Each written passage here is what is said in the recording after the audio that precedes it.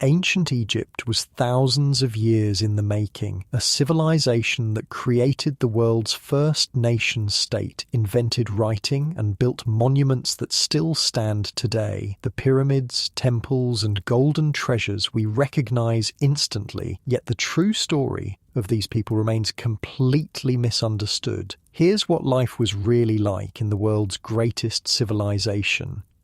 Before the story, if these help you sleep, like or subscribe would be cool. Also drop where you're listening from and the time. I check the comments and it's crazy seeing people from like Australia and Norway on the same video. Alright, tonight it's ancient Egypt. But before we go anywhere, get cozy, like actually cozy. Pillows good? Blanket situation handled? Perfect. Trust me on this one. You open your eyes to darkness, complete, total darkness, not the kind you're used to, with streetlights leaking through your blinds or the soft glow of electronics. This is proper darkness. It's 19,000 years ago, and you're waking up on the hard ground of a shallow cave in what will someday be southern Egypt. Your body aches. Every inch of you feels the unforgiving rock beneath your thin animal hide. The air smells of smoke from last night's fire, your only protection against the predators that roam the savanna grasslands. Your mouth is dry, your stomach tight with hunger. This isn't a bad night's sleep. This is just sleep for the earliest inhabitants of Egypt. You hear movement outside as the hunters prepare for the day. You're one of them, a nomadic hunter who follows the great herds of wild cattle across this surprisingly green landscape. Yeah, green. This isn't the Egypt you picture with endless deserts and pyramids. Not yet. The climate is completely different. Wetter, greener, with seasonal rains that create lakes and support grasslands filled with animals. "Wake up," someone whispers, nudging your shoulder. "The oryx are moving. We need to follow." The aurochs, massive wild cattle, are the lifeblood of your people. They provide meat, hide, bone for tools. Track them, kill them, or starve. It's that simple. You emerge from the cave into the pre-dawn light. The sky is transitioning from black to deep blue, stars still visible. Unlike your warm bed at home with its reliable roof, here the elements rule your existence. The morning chill bites at your skin, your breath visible in small clouds. "Look!" Your hunting companion points to tracks in the soft earth. Fresh, from before sunrise.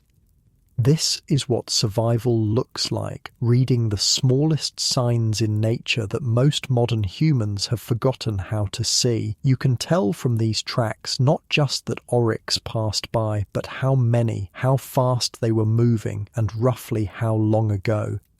Your small band of about 20 people quickly breaks camp. There's no time for breakfast. Eating happens after a successful hunt, not before. Your stomach will have to wait. Unlike you lying in your comfortable bed right now, these early Egyptians didn't have the luxury of regular meals. "We should check the high ground," you suggest, pointing to a rocky outcrop. "See which way the herd is moving." Side note, I spent weeks researching these early hunter-gatherers of pre-dynastic Egypt, and the most fascinating thing is how skilled they were at reading landscapes. They knew exactly which plants signaled water nearby, which animal behaviors predicted weather changes. Their survival depended on observation skills we've completely lost. From the high rock, you can see for miles across the savannah, and there they are, a herd of oryx, maybe 40 animals grazing peacefully about a mile away. Their massive curved horns catch the early morning light. "If we circle around," your hunting leader says, "we can approach from downwind." Now the real work begins. Your group moves with practiced silence, spreading out in a loose formation. This hunt will take hours, stalking the animals slowly, getting close enough to use your weapons effectively. These aren't guns or even bows and arrows yet. You're using spears and throwing sticks, primitive but deadly in skilled hands. I've always wondered how I'd fare if I were suddenly transported back to this time. I'd probably last about half a day before something ate me or I drank bad water. These people were survival machines. The sun climbs higher and the heat intensifies. Sweat runs down your back. Salt stinging the scratches from yesterday's trek through thorny brush. Your throat is parched. Water is carried in animal bladders and it's rationed carefully. Every resource is precious.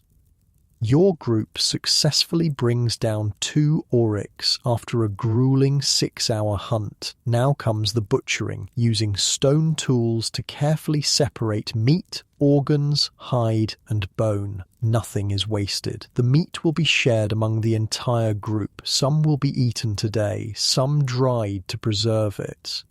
Good throw, an older hunter says, examining your kill. Clean strike. The spirits favoured us today. These early people already had spiritual beliefs, connecting their survival to forces beyond themselves. They saw patterns in stars, in animal migrations, in the seasonal rains. Their worldview was forming, the very beginnings of what would eventually become the complex Egyptian religion. As night falls, your group returns to the cave. The women have gathered roots, berries, and edible plants to supplement the meat. Together, these foods provide just enough nutrition to survive. A fire is built and the meat is cooked. Wait, it gets better. These earliest inhabitants of Egypt left evidence of their existence, not in pyramids or papyrus, but in something even more personal. High up on rocky cliff faces at places like Kurta, about 100 kilometers south of Luxor, they carved images of the animals they hunted.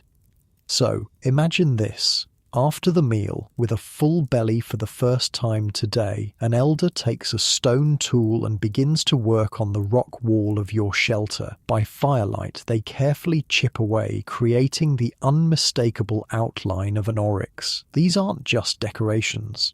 They're a kind of hunting magic, a way of connecting with the animals and ensuring future success. The more we honor them, the elder explains, the more they give themselves to us. These rock carvings are the earliest art in Egypt, dating back to around 19,000 years ago. Some show hippos, others cattle, a few even depict human figures and boats, though the boats came later as the climate began to change. And speaking of climate change, that's exactly what would transform this green savanna into the Egypt we recognise. Around 10,000 years ago, the Earth's axis tilted slightly, by about half a degree. This tiny shift had profound consequences, gradually changing rainfall patterns across North Africa. The rains come later each year, an old woman observes as your group gathers around the fire, and they bring less water. She's right. Over your lifetime, you've noticed the seasonal lakes shrinking, the grasslands retreating, game animals are becoming harder to find. Your people have to travel farther for food, competing with other bands for dwindling resources. Fun fact, that's not actually fun. This climate change wasn't caused by human activity like today's version. It was a natural shift that happened gradually over centuries, but for the people living through it, absolutely devastating. Imagine watching your entire environment slowly die around you with no understanding of why. Over generations, as the climate continued to dry, these nomadic hunters were forced to adapt. They began to follow the retreating moisture, moving closer to the large lakes that formed during the rainy season. One such area is called Nabta Playa, about 100 kilometers southwest of Abu Simbel in southern Egypt. Here's where things get wild. At Nabta Playa, these early people began to settle into communities, still relying on the annual summer rains, but they needed to predict exactly when these rains would return. Their solution? They turned to the night sky. When those stars, a tribal elder points upward to a specific constellation, appear directly overhead. The rains will come soon. What archaeologists discovered at Nabta Playa is mind-blowing. A stone circle about 7,000 years old, the earliest evidence of how Egyptian weather forecasters became astronomers. They aligned its central stones to the circumpolar stars, stars visible in the night sky all year round. When the sun appeared directly overhead, the stones cast no shadow, signaling that the midsummer rains were approaching.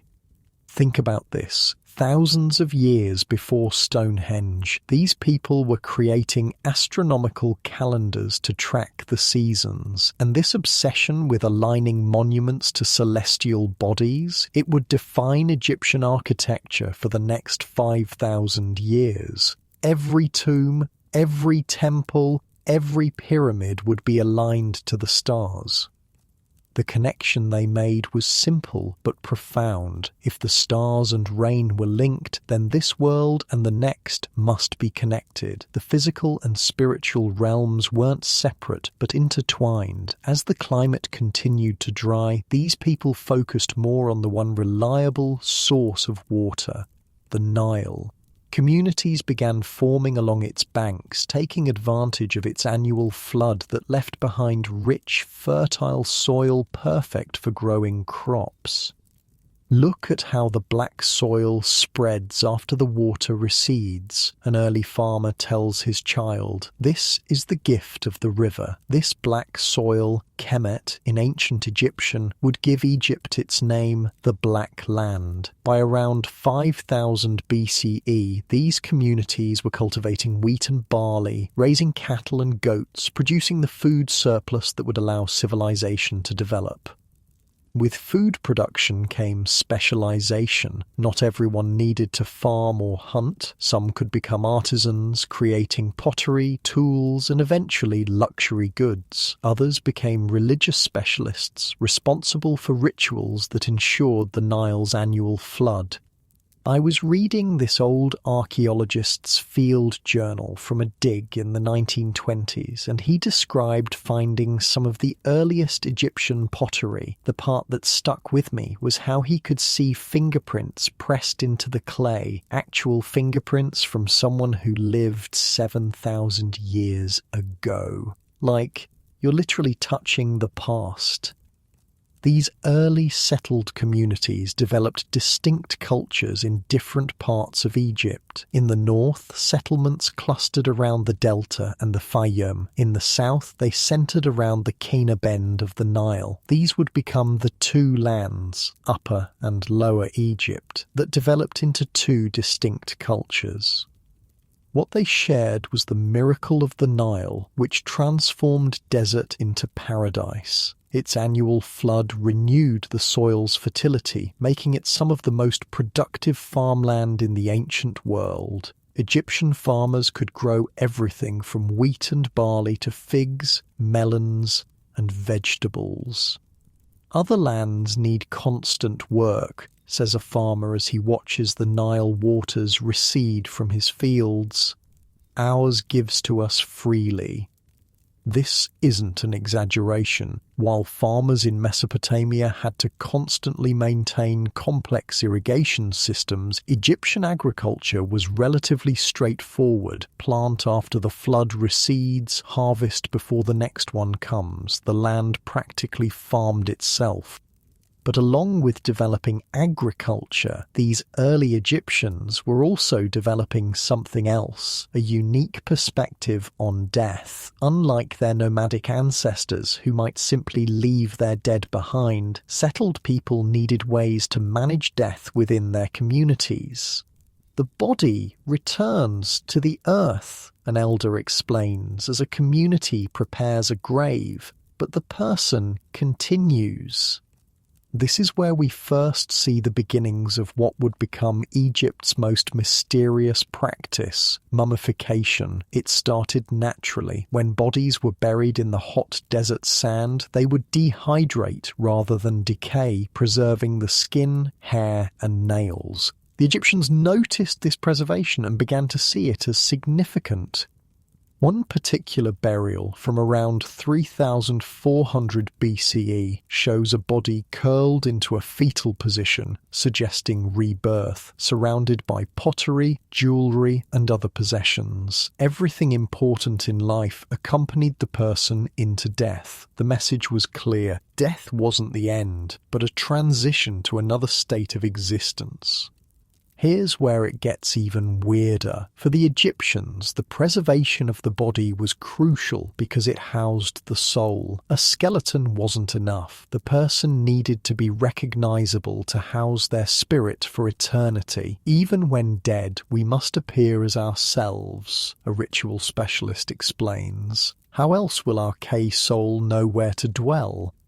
Throughout Egypt's long history, this core belief would drive the development of increasingly elaborate mummification techniques. What began as simple burials in the sand would eventually become the complex process we associate with ancient Egypt. Removing organs, drying the body with natron salt, wrapping in linen, and placing in decorated coffins.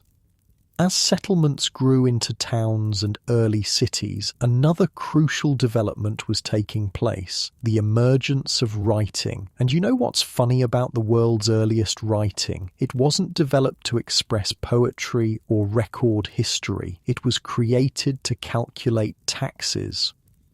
In the ancient city of Abydos, archaeologists found small bone and ivory labels dating to around 3250 BCE. Each was engraved with symbols of animals, birds, or plants, and was pierced for attachment to chests or vessels containing oil, linen, or grain.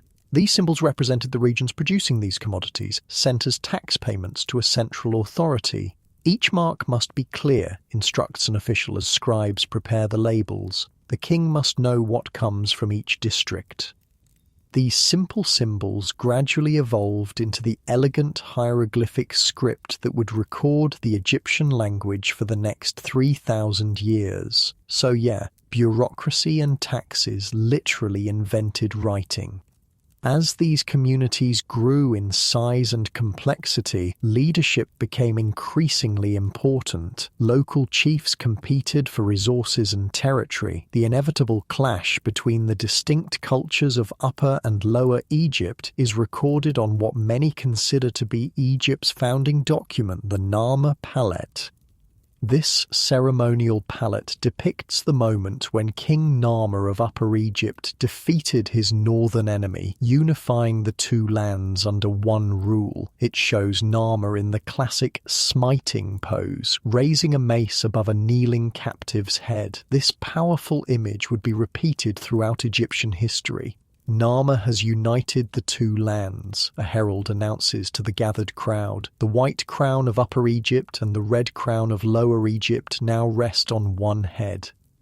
Narmer became Egypt's first king around 3100 BCE, establishing the first dynasty and creating what many scholars consider the world's first nation-state. Egypt was now a unified country with a single ruler, a shared culture, and a central government. When the sun sets on this first day of unified Egypt, you find yourself not in a cave or simple hut, but in a mud brick house in one of the growing settlements along the Nile. The river flows outside, its gentle sounds filtering through the reed mat hanging in your doorway. Tomorrow will bring new challenges, but also the continued unfolding of what would become one of history's most enduring civilizations. As you lay on your reed mat, listening to the night sounds of ancient Egypt, it's worth taking a moment to appreciate how far these people had come, from nomadic hunters following herds across a vanishing savanna to the creators of a unified state that would build the pyramids and temples we still marvel at today. The story was just beginning.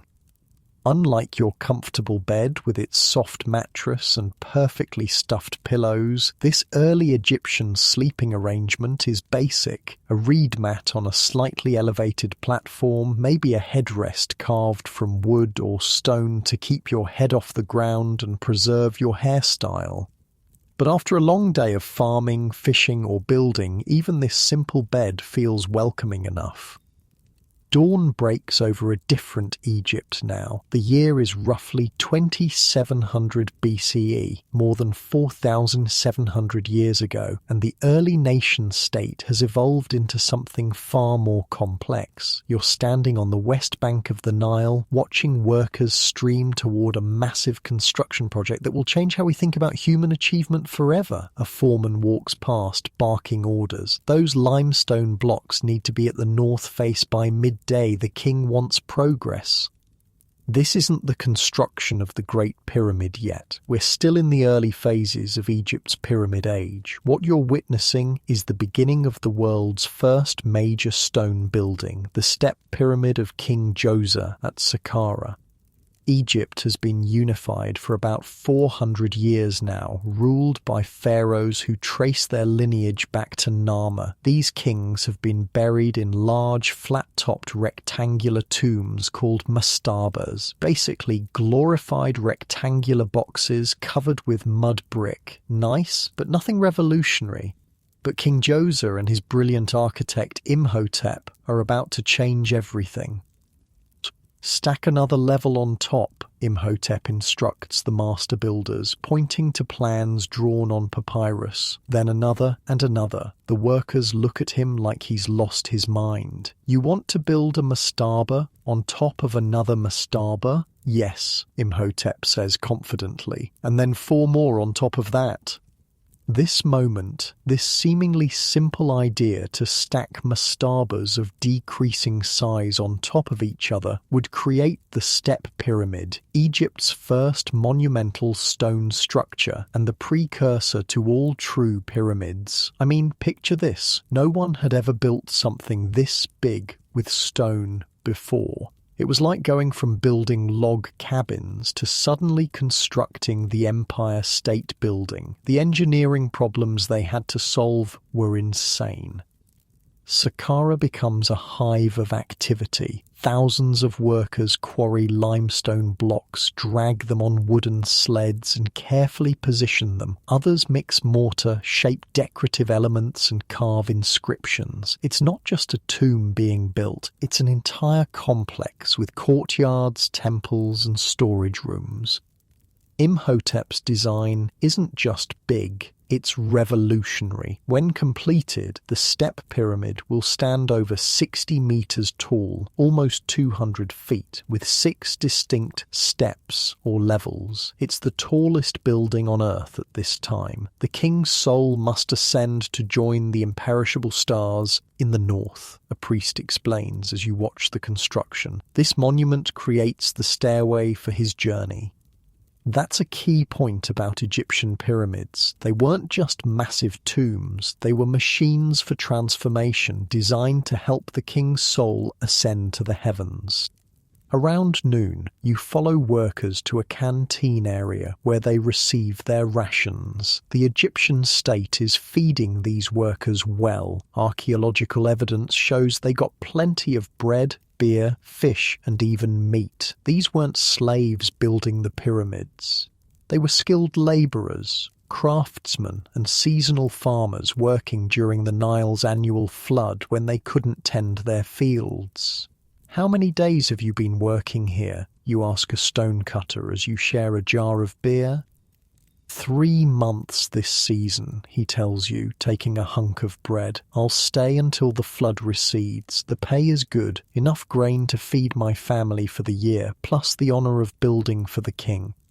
That's something modern people don't get about ancient Egypt. Building these monuments wasn't just forced labour, it was part of their religious and social duty. The pharaoh maintained cosmic order, called Mawat, and ensured the Nile flooded properly, bringing fertility to the land. In return, the people contributed to his monuments. It was a divine pact that made Egypt function.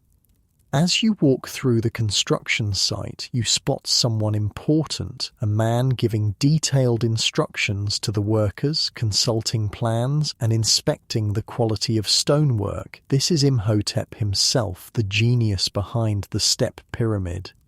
Imhotep wasn't born into royalty or wealth. Historians believe he came from a common background but rose through the ranks because of his brilliant mind. He was architect, physician, astronomer, and eventually high priest. Talk about career advancement. The dude went from commoner to practically divine. "See how these blocks must fit precisely," he tells a group of stonecutters, running his hand along a seam. "The king's eternal house must be perfect." Imhotep was so revered that after his death he achieved something almost unheard of for a non-royal. He was worshipped as a god of medicine and wisdom. The Greeks later identified him with their own god of medicine, Asclepius. Not bad for an architect. Let's fast forward about 75 years. The Step Pyramid was just the beginning. Now we're at Giza around 25 and 50 BCE, watching the construction of the Great Pyramid of King Khufu, the largest pyramid ever built and the only one of the 7 wonders of the ancient world still standing today. The scale is almost incomprehensible. Workers are setting in place 2.3 million blocks of stone, some weighing as much as 80 tons. The finished pyramid will stand 146 meters, 481 feet tall, with a base covering 13 acres. For context, you could fit St. Peter's Basilica in Rome inside this thing with room to spare. How do they move those massive blocks? You whisper to a supervisor. With great difficulty, he laughs. We cut the stone at the quarry, then drag it on wooden sleds. For the largest blocks, we need hundreds of men pulling together. Recent archaeological evidence suggests they also used clever techniques like wetting the sand in front of the sleds to reduce friction. The ancient Egyptians might not have had advanced technology, but they were masters at applying basic physics principles to solve enormous engineering challenges. Behind the massive wall now known as the Wall of the Crow lies an entire workers' city. About 20,000 people worked on the Great Pyramid, not all at once, but in rotating shifts throughout the year. Most were farmers who worked during the annual Nile flood when their fields were underwater. Others were permanent skilled craftsmen. Let's check out where they lived. You enter a section of barracks, long, narrow buildings with sleeping platforms for the workers. It's cramped by modern standards, with about 20 men sharing a dormitory-style room. The overseers sleep at each end, explains a worker, pointing to slightly raised platforms at both ends of the room. The rest of us sleep in between, head to foot. The workers' diets were surprisingly good. Archaeologists have found evidence they ate beef, sheep, goat, fish, and plenty of bread and beer. The state provided this food as payment, understanding that well-fed workers were productive workers. In the main workers' village at Giza, there's a designated area for food preparation. Massive bakeries churn out bread, breweries produce beer, and butchers process meat. The logistics of feeding thousands of workers daily was a massive operation in itself. 20 loaves per man, a supply master calculates, making marks on a papyrus sheet, plus 2 jars of beer, onions, garlic, and a portion of fish or meat. When the Egyptian state was strong, this system worked remarkably well. The labour was organised by a complex bureaucracy that kept detailed records of workers, supplies, and progress. Speaking of bureaucracy, that's another Egyptian invention we're still dealing with today. They had officials for everything, overseers of granaries, scribes of the royal documents, masters of the king's works. Every aspect of society was catalogued, recorded, and managed. Let's go inside one of the scribal offices near the construction site. A group of men sit cross-legged, writing on papyrus scrolls with reed pens. These are the accountants of ancient Egypt, keeping track of supplies, workers, and costs. 20 limestone blocks from Tura arrived today, dictates an overseer, while a scribe carefully records the information. 45 workers present in the east quadrant, 3 absent due to illness. Being a scribe was one of the best jobs in ancient Egypt. You avoided hard physical labor, earned a good living, and had social status. Egyptian parents encouraged their sons to train as scribes. There are actual ancient Egyptian school texts where fathers lecture their sons about the benefits of scribal education versus other professions. One famous text has a father telling his son, "Be a scribe. Your body will be sleek, your hand will be soft. You are one who sits grandly in your house. Your servants answer speedily. Beer is poured copiously. All who see you rejoice in good cheer." Translation: be a scribe so you don't have to do real work, can sit around all day and drink lots of beer. While the pyramids were being built for the kings, most Egyptians lived in much simpler dwellings. Let's visit a typical Egyptian home from this period. It's made of mud brick, the perfect building material for Egypt's climate, staying cool during hot days and retaining warmth at night. The house has a central courtyard where much of the food preparation happens, surrounded by rooms for sleeping and storage. The roof is flat and accessible by an internal staircase. In hot weather, people sleep on the roof to catch the cooler night breezes. We do most of our living outside, explains the lady of the house as she grinds grain into flour. We only go inside to sleep or escape the midday sun. Egyptian furniture is minimal by modern standards. Reed mats cover the floors. Simple wooden stools and low tables serve for eating. Beds are wooden frames with woven reed mattresses. For a pillow, Egyptians use a curved wooden or stone headrest, not as uncomfortable as it looks once you get used to it. The house has no bathroom as we'd recognise it. A corner of the courtyard has a designated spot for a ceramic pot used as a toilet, emptied daily into the fields as fertiliser. Bathing happens with water carried from the Nile or a local canal poured over the body while standing in a shallow stone basin. We bathe daily, the woman tells you, noticing your interest. Cleanliness is important to us. This is true. Ancient Egyptians were obsessed with hygiene by ancient standards. They used natron, a natural salt, as soap, brushed their teeth with frayed reed brushes, and even used mint as breath freshener. While the royals and elites might use elaborate makeup, wigs and jewellery, ordinary Egyptians dress simply. Men typically wear a simple linen kilt, while women wear straight linen dresses with straps that cover their breasts. Children often go naked until puberty. Sandals are for the wealthy. Most people go barefoot.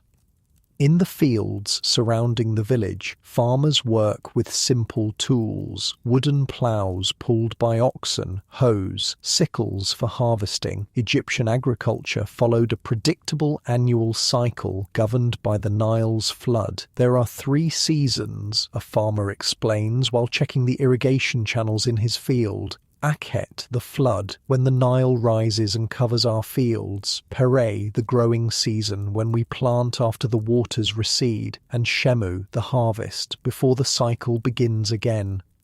This natural rhythm gave Egyptian civilization remarkable stability. While other ancient societies struggled with unpredictable rainfall, the Nile's annual flood was reliable enough that Egyptians could build their entire society around it. Throughout the Old Kingdom, roughly 2700–2200 BCE, this system thrived. The king maintained cosmic order, the Nile flooded properly, crops were abundant, and monumental projects continued. Egypt was the superpower of its day, wealthy and secure behind its natural desert barriers. The pyramids of the 4th dynasty mark the pinnacle of this achievement. After Khufu's Great Pyramid, his son Khafra built the 2nd pyramid at Giza, the one with the Sphinx in front, and his grandson Menkaura built the 3rd, smaller pyramid. Together they form the iconic skyline we associate with ancient Egypt. But by the 5th dynasty, something was changing. The pyramids built by later kings were smaller, with less impressive materials. The massive building projects had strained Egypt's resources. Climate change was beginning to affect the reliability of the Nile flood. Political power was becoming more decentralized. Let's visit one final site before the Old Kingdom begins its decline. At Abusir, just south of Giza, King Unas has built his pyramid complex around 2400 BCE. What makes it special isn't its size, but what's inside. The walls of the burial chamber are carved with hundreds of hieroglyphic inscriptions known as the pyramid texts, the oldest religious writings in Egypt. These spells will protect the king in the afterlife, a priest explains as artisans carefully carve the hieroglyphs. They will help him navigate the dangers, join with Osiris, and rise to the sky with Ra. The pyramid texts give us our first detailed look at ancient Egyptian religious beliefs. They describe a complex afterlife journey where the king must overcome obstacles, pass judgments, and transform into different divine forms. This religious tradition would evolve over thousands of years, but its core elements are already present. While Unas's causeway connecting his pyramid to the valley temple shows scenes of bounty and prosperity, it also contains a troubling image, emaciated figures representing famine victims. This rare moment of realism in Egyptian art hints at problems on the horizon. These are the Bedouin from the desert edges, an artist explains, painting the thin figures. They suffer when the rains fail, but such troubles could never reach the Black Land. He's wrong. By 2200 BCE, about 200 years after Unas, Egypt would face a series of low Nile floods, leading to famines, political instability, and the collapse of central authority. The Old Kingdom's end would plunge Egypt into its first dark age, a period of fragmentation called the First Intermediate Period. As the sun sets on the Pyramid Age, you watch workers heading home after a day of construction. They're tired but satisfied, participating in what they believe is the most important work possible, ensuring their king's immortality and, by extension, the stability of their world. They have no idea that the magnificent civilization they're building, with its massive monuments, complex bureaucracy, and elaborate religious traditions, will collapse within a few generations, that the divine order they take for granted is more fragile than they can imagine. Unlike your safe, predictable world with its weather forecasts and grocery stores, these ancient Egyptians live with constant uncertainty. One bad Nile flood means widespread hunger. One weak pharaoh means political instability. The monuments they build are, in part, an attempt to create permanence in an impermanent world. As night falls over the Giza Plateau, the partially completed Great Pyramid looms against the starry sky. Thousands of workers sleep in their barracks, exhausted from a day of hauling stone. In the nearby palace, Pharaoh Khufu reviews plans with his officials. And along the Nile, ordinary Egyptians sleep in their simple homes, trusting that tomorrow will be like today, unaware of the changes that will eventually transform their eternal empire. The Nile isn't flooding properly anymore. For the 5th year in a row, the waters have barely risen, leaving fields parched and granaries dangerously empty. We're now around 2180 BCE, and Egypt's Old Kingdom, the age of massive pyramids and centralized royal power,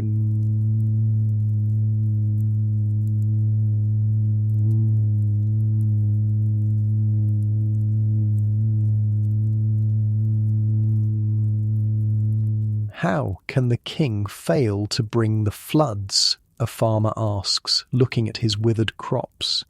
Has he lost the favour of the gods?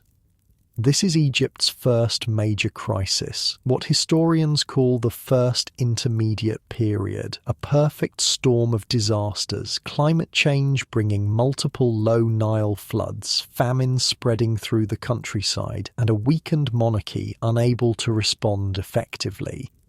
Pharaoh II, the last significant king of the Old Kingdom, supposedly reigned for 94 years but ended his incredibly long rule as an ineffective old man. Think about this for a second. Imagine if Queen Elizabeth had stayed on the throne until she was 120 years old, increasingly frail and out of touch. The system just can't function properly with that kind of leadership vacuum.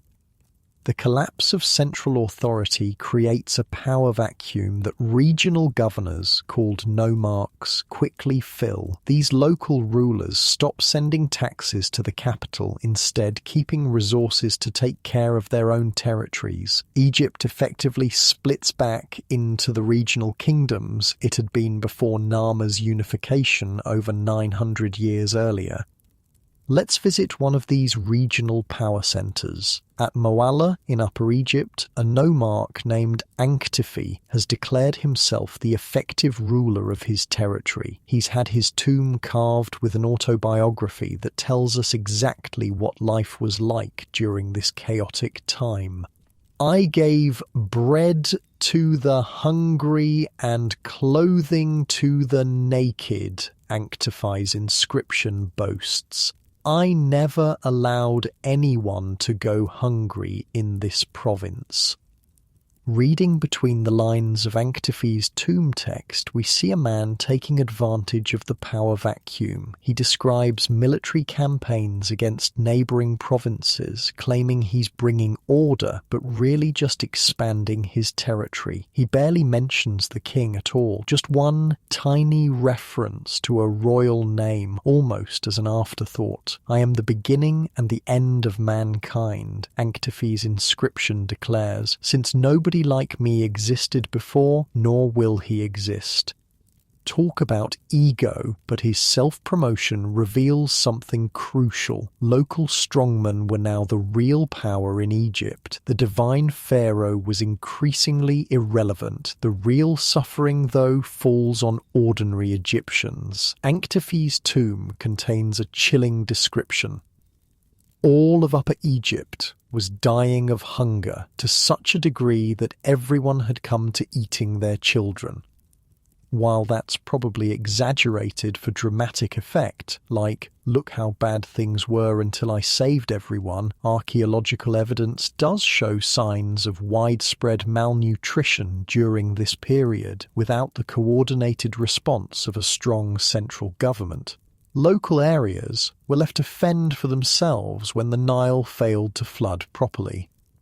Now, around 2050 BCE, we're in Thebes, modern Luxor. This southern city was previously a backwater, but it's becoming the centre of a movement to reunify Egypt. A family of local rulers named Mentuhotep, the war god Montu, is satisfied, are building military power and expanding northward. The South will rise again, jokes a soldier as troops gather for a northern campaign.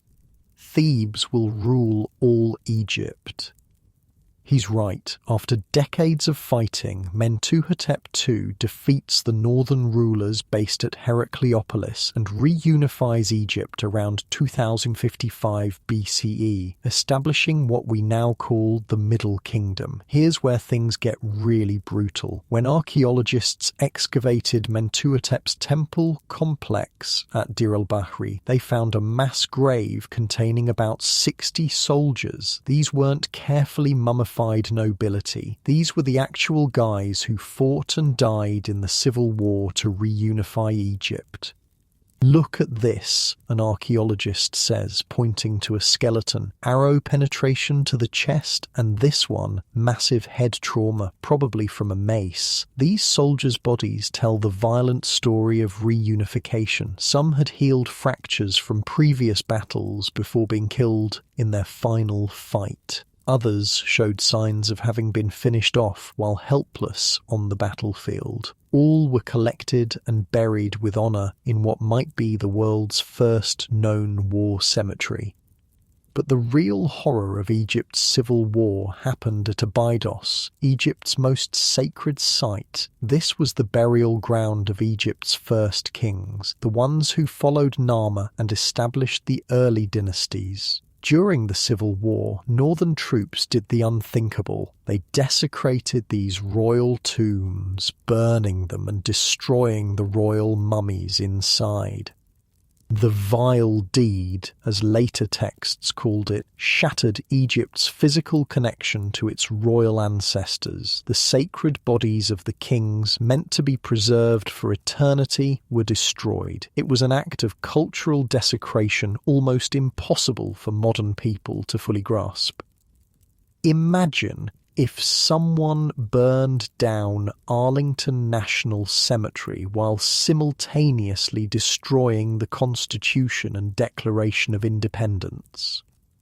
Mentuhotep Sing's reunification of Egypt was thus not just a political victory, but a spiritual restoration. He portrayed himself as the heir to the Old Kingdom, building a temple complex that combined pyramid and temple elements. He wore both the white crown of Upper Egypt and the red crown of Lower Egypt, symbolizing the reunification of the two lands.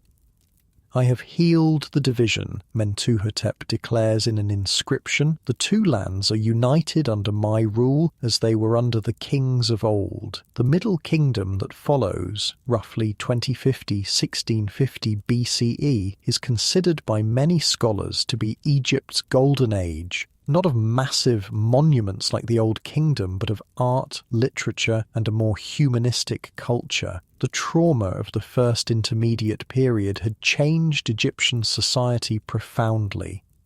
Let's visit the new capital at Itj Tawi, near the entrance to the Fayum region. The Middle Kingdom pharaohs have moved the administrative centre from Memphis to this new location, symbolising a fresh start.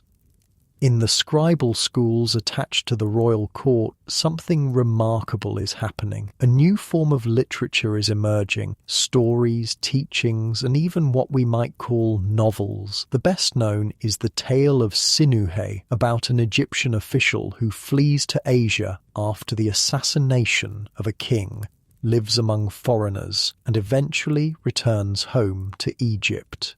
"Read it to me again," a young scribe asks his teacher, the part where Sinuhe fights the champion of retinue.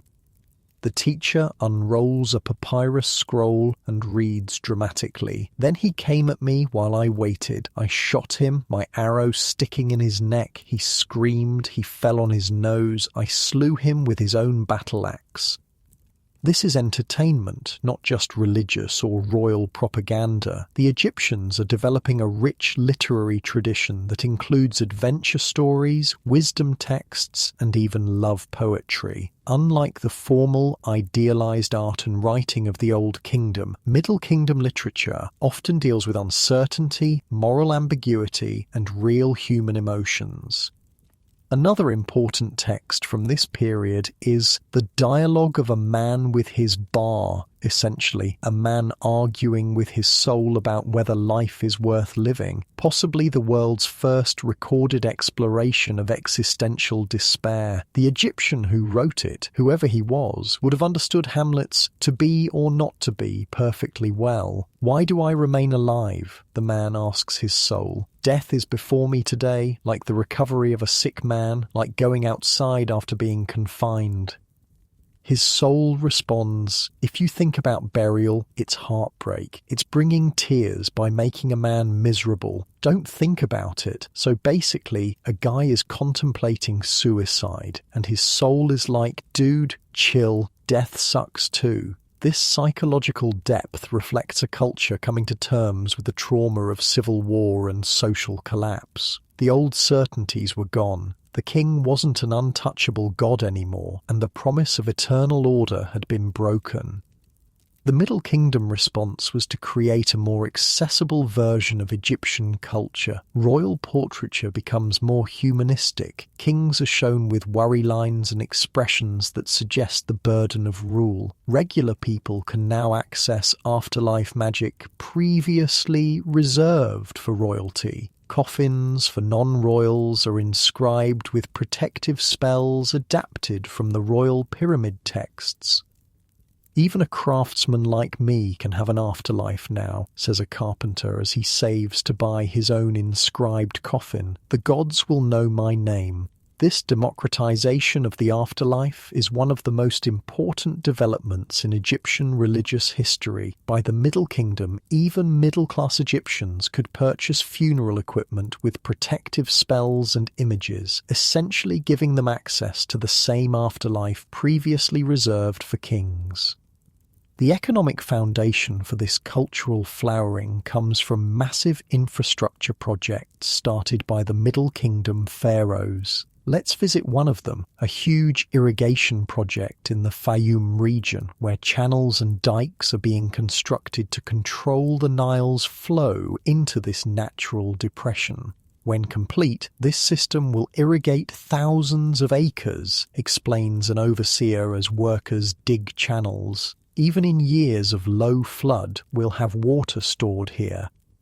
Senusret III, one of the most powerful kings of the 12th dynasty, exemplifies the new Middle Kingdom ruler. His statues show him with a careworn, almost scowling expression, a far cry from the serene, idealized faces of Old Kingdom kings. The message is clear: ruling is hard work, not divine play.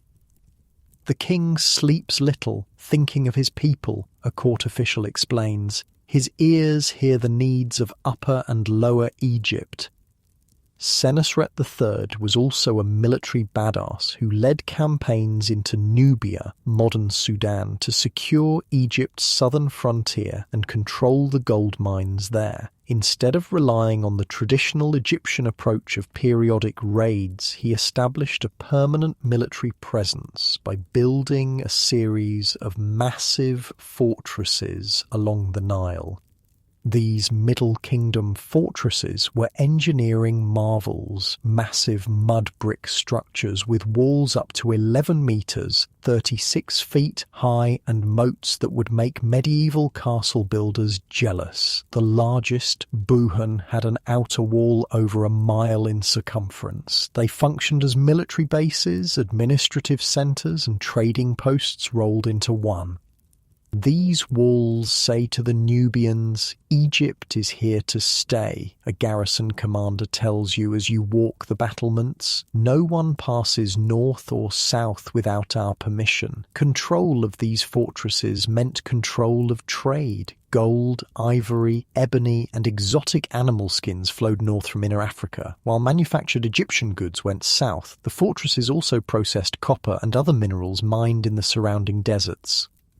But Egypt's influence wasn't limited to the south. During the Middle Kingdom, Egypt established trading connections across the Mediterranean world and into the Near East. At the port of Byblos in modern Lebanon, Egyptian merchants had a permanent presence trading for the cedarwood that Egyptians prized for shipbuilding and luxury items. Lebanon's mountains grow the finest cedars, an Egyptian trader tells you as a ship unloads at an Egyptian harbour. One tree can make a mast tall enough to carry a sail that moves a ship with 60 men and tons of cargo. Egyptian ships were technological marvels capable of navigating both the Nile and the Mediterranean. One of the most famous Middle Kingdom achievements was a trading expedition to the mysterious land of Punt, probably somewhere along the Red Sea coast of Africa. Recorded in detailed relief carvings showing exotic goods being brought back to Egypt. From Punt we brought frankincense trees, ebony, gold, ivory, and exotic animals, boasts an expedition leader, even baboons and a giraffe for the king's menagerie. The Middle Kingdom also saw significant developments in everyday technology. Water clocks, improved pottery wheels, bronze working, and advancements in mathematics and medicine all occurred during this period. Egyptian doctors were famous throughout the ancient world, with specialized knowledge of anatomy, pharmaceuticals, and surgery. I found this old medical papyrus transcript where an Egyptian doctor describes treating a head wound. He examines it and says, "If you examine a man with a gash on his head that penetrates to the bone, you should palpate his wound. If you find that there is a swelling protruding on the outside of that gash, you should say about him, 'An ailment I will treat.'" But if the skull is actually split open, revealing the brain, the diagnosis changes, an ailment not to be treated, which is honestly fair enough for Bronze Age medicine. Despite these achievements, the Middle Kingdom contained the seeds of its own decline. Senusret III and his successor Amenemhat III had centralized power by reducing the authority of the nomarchs, those regional governors, but this meant the system depended increasingly on a strong king.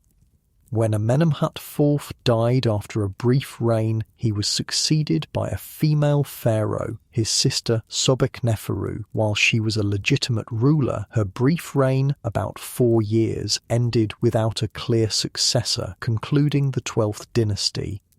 The 13th dynasty that followed maintained the appearance of the Middle Kingdom, but with significantly less stability. In less than a century, more than 60 kings ruled in rapid succession, few lasting more than a year or two. Central control weakened, and Egypt began to fragment again.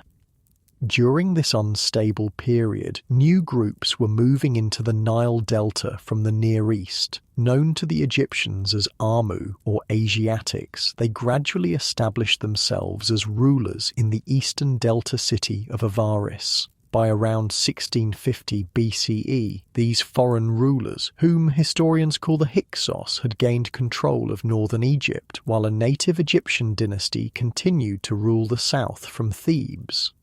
Egypt was divided once more, entering the Second Intermediate Period, but this division was different from the first. Now, foreigners controlled a significant portion of Egypt, challenging not just political unity, but cultural identity. "They worship strange gods," complains a Theban priest. "They use curved swords instead of proper Egyptian weapons. They speak our language with strange accents. How can such people claim to be kings of Egypt?"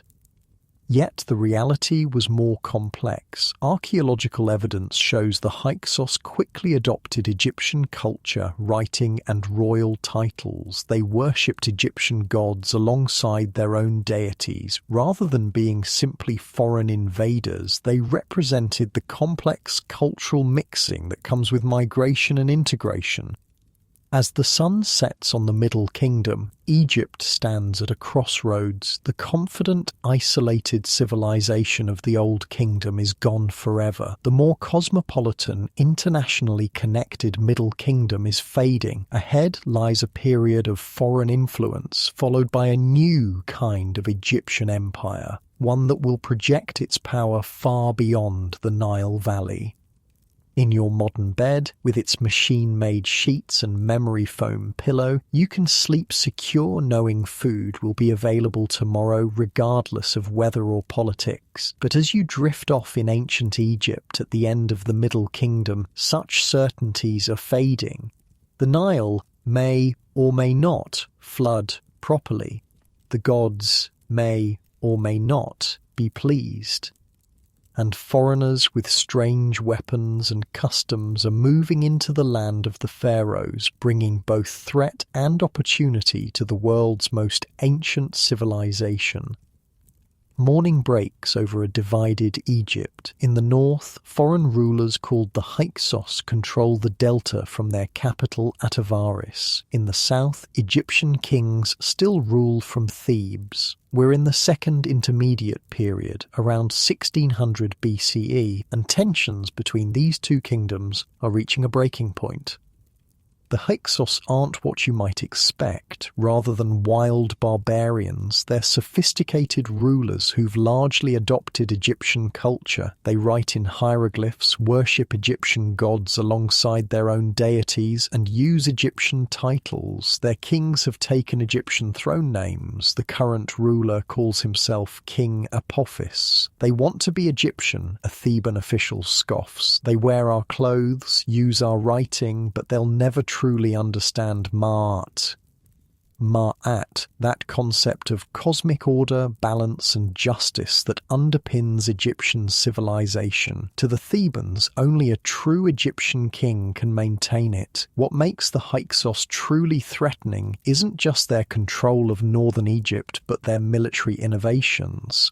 They've introduced new weapons and tactics that give them an edge. The composite bow, more effective axes, and most importantly, the horse and chariot. Let's visit a Hyksos military camp outside Avaris. Soldiers are training with these strange new weapons, particularly the chariot, a light, fast, two-wheeled vehicle pulled by horses. Egypt had never seen anything like it before. The chariot is a mobile fighting platform, a Hyksos officer explains to new recruits. One man drives while the other shoots. We can strike and move before Egyptian infantry can even reach us. This military technology was revolutionary. Previously, Egyptian battles were mainly infantry affairs, masses of men with shields, spears, and maces slugging it out. The chariot changed everything, allowing archers to rapidly deploy, shoot, and relocate. It was the ancient equivalent of introducing tanks to a battlefield of foot soldiers. The standoff between Thebes and the Hyksos deteriorated when King Apophis sent a message to the Theban ruler Sekenenre-Ptah. The exact contents are lost to history, but it apparently contained an insult so severe that it provoked a military response. The message complained about hippos in a Theban pool making noise and keeping Apophis awake in his capital hundreds of miles away, a court official whispers. It was a deliberate provocation. Whatever the message contained, the conflict escalated. Sekenenre-Ptah led forces north against the Hyksos but died in the fighting. His mummy, discovered by archaeologists in the 1880s, shows the horrifying injuries that killed him. Massive wounds to the head from what were likely Hyksos-style axes. 5 separate blows, a royal physician says quietly, examining the king's body as it's prepared for mummification. He faced his enemies directly, too directly. The struggle continued under Sekenenre's son Kamose, who pushed further north, and then under his brother Amose, who finally succeeded around 1550 BCE. Amose besieged Avaris, captured it, and pursued the fleeing Hyksos all the way to their fortress at Sharuhen in southern Canaan, which he besieged for 3 years before capturing it. The victory over the Hyksos marks the beginning of Egypt's new kingdom, 1550–1069 BCE, arguably the peak of ancient Egyptian civilization, but something fundamental had changed. The experience of foreign occupation and the struggle to expel the invaders transformed Egypt from an insular kingdom into an aggressive empire. Never again will foreigners rule the Black Land, Ahmose declares to his troops. From now on, we will strike them in their own territories before they can threaten Egypt. This new imperial mindset, combined with the military technologies adopted from the Hyksos, particularly the chariot, turned Egypt into the ancient world's superpower. Under the kings of the 18th dynasty, Egyptian armies would march far beyond their traditional borders, creating an empire that stretched from Sudan to Syria. Let's jump ahead a few decades to the reign of Thutmose III, around 1450 BCE. He's led the Egyptian army north into Canaan, where he faces a coalition of local princes backed by the powerful kingdom of Mitanni at the Battle of Megiddo, probably the first major battle in history that we can reconstruct in detail. "The enemy has taken position at Megiddo," reports a scout to Thutmose. "They believe we must take the wide, safe road around the mountain, but there is a narrow path that leads directly to them. They won't expect us there." Thutmose makes a daring decision, leading his army through a narrow, dangerous mountain pass that his generals advise against. The gamble pays off. He catches the coalition forces by surprise and scatters them, forcing them to retreat into the walled city of Megiddo, which he then besieges for 7 months. If we had followed the easy path as the enemy expected, the battle would have been much harder, Thutmose tells his officers afterward. Sometimes the most dangerous route offers the greatest opportunity. Thutmose III would ultimately lead at least 17 military campaigns into the Near East, creating Egypt's first true empire. He was so successful that he's sometimes called the Napoleon of ancient Egypt. Under his rule, wealth poured into Egypt: gold, silver, precious woods, horses, and exotic goods from across the known world. But before Thutmose III's solo rule, there was one of the most remarkable chapters in Egyptian history, the reign of Hatshepsut, his stepmother and aunt, who ruled as a female pharaoh for about 22 years. Officially, Hatshepsut began as regent for young Thutmose III, who was only about 2 years old when his father died. But within a few years, she had taken the unprecedented step of declaring herself king. Not queen, but king with all the titles and regalia of a male pharaoh. Let's visit her magnificent mortuary temple at Deir el-Bahari, where massive relief sculptures show Hatshepsut performing all the traditional duties of kingship. In these images, she's often depicted with a male body wearing the traditional false beard of the pharaohs, though other images show her in female form. The king must be shown performing the sacred rituals, explains a priest at the temple. Hatshepsut does everything a king must do to maintain Ma'at.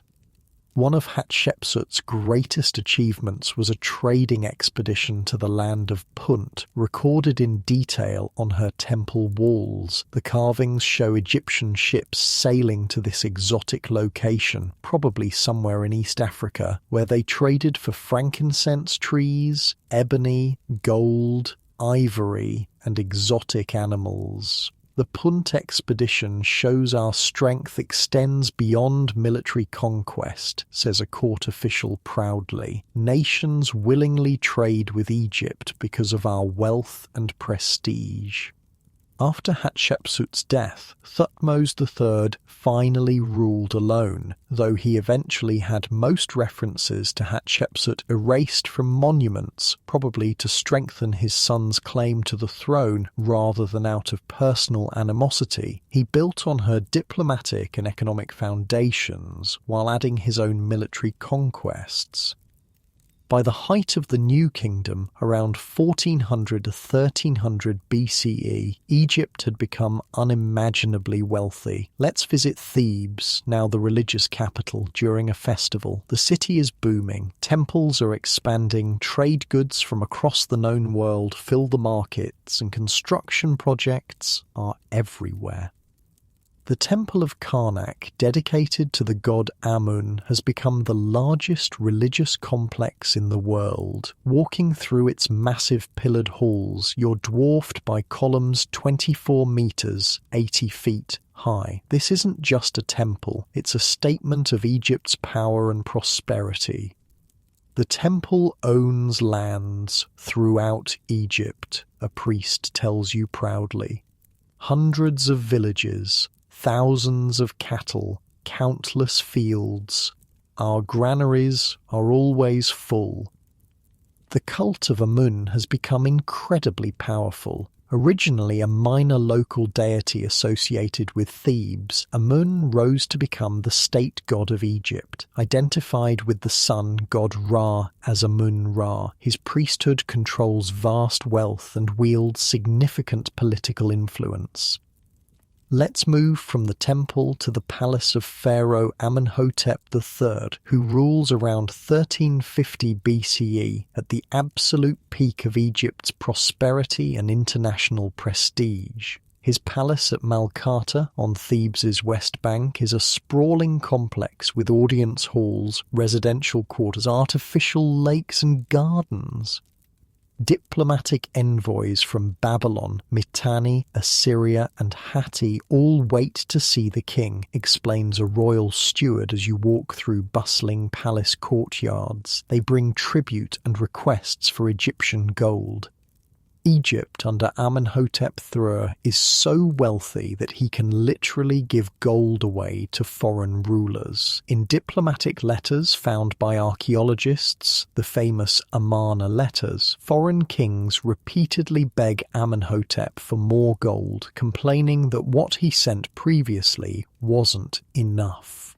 A testament to Egypt's incredible resources. Gold in Egypt is more plentiful than dust, Amenhotep reportedly told one ambassador. This wasn't just royal propaganda. Egypt controlled the major gold-producing regions of Nubia and the Eastern Desert. A single mine could produce over a ton of gold per year, an astronomical amount in the ancient world. But regular Egyptians were prospering too. Let's visit the village of Deir el-Medina, home to the skilled workers who cut and decorated the royal tombs in the Valley of the Kings. Unlike the anonymous masses who built the pyramids, we know these people by name and their personal lives, thanks to thousands of written records they left behind. 8 bread loaves, 4 jars of beer, and half a sack of dates, recites a workman to his wife as he returns home, listing his pay for the day, plus this piece of linen the foreman gave me for fixing his door. Workers like him were well-compensated specialists, the elite craftsmen of their day. They received official rations but also earned extra income through side work. Their homes were small but comfortable, with multiple rooms, some basic furniture, and even artwork on the walls. What's most remarkable about Deir el-Medina is how much it tells us about ordinary life in New Kingdom Egypt. The workers left behind everything from official records to personal letters, medical prescriptions, love poems, and even gossip. One ostracon, a pottery shard used as a writing surface, records a worker complaining that his neighbour's donkey ate his vegetables. Another contains a love poem from a young man to his girlfriend. "Your love has gone clear through my body like honey mixed with water," reads the poem. "My heart races when I think of you." Daily life for these workers followed a predictable pattern. They worked 8 days, then took 2 days off, the earliest known weekend. They received regular deliveries of food, water, and supplies from the state. When not working in the royal tombs, they created their own tombs, built furniture, and performed various specialized crafts. Not all was harmony, though. Records from Deir el-Medina document the first recorded labor strike in history. When grain deliveries were late, the workers simply sat down at the entrance to the Valley of the Kings. "We are hungry," their leader announced to officials. "We have no grain, no oil, no fish, no vegetables. Tell this to Pharaoh. We cannot cut his tomb if we starve."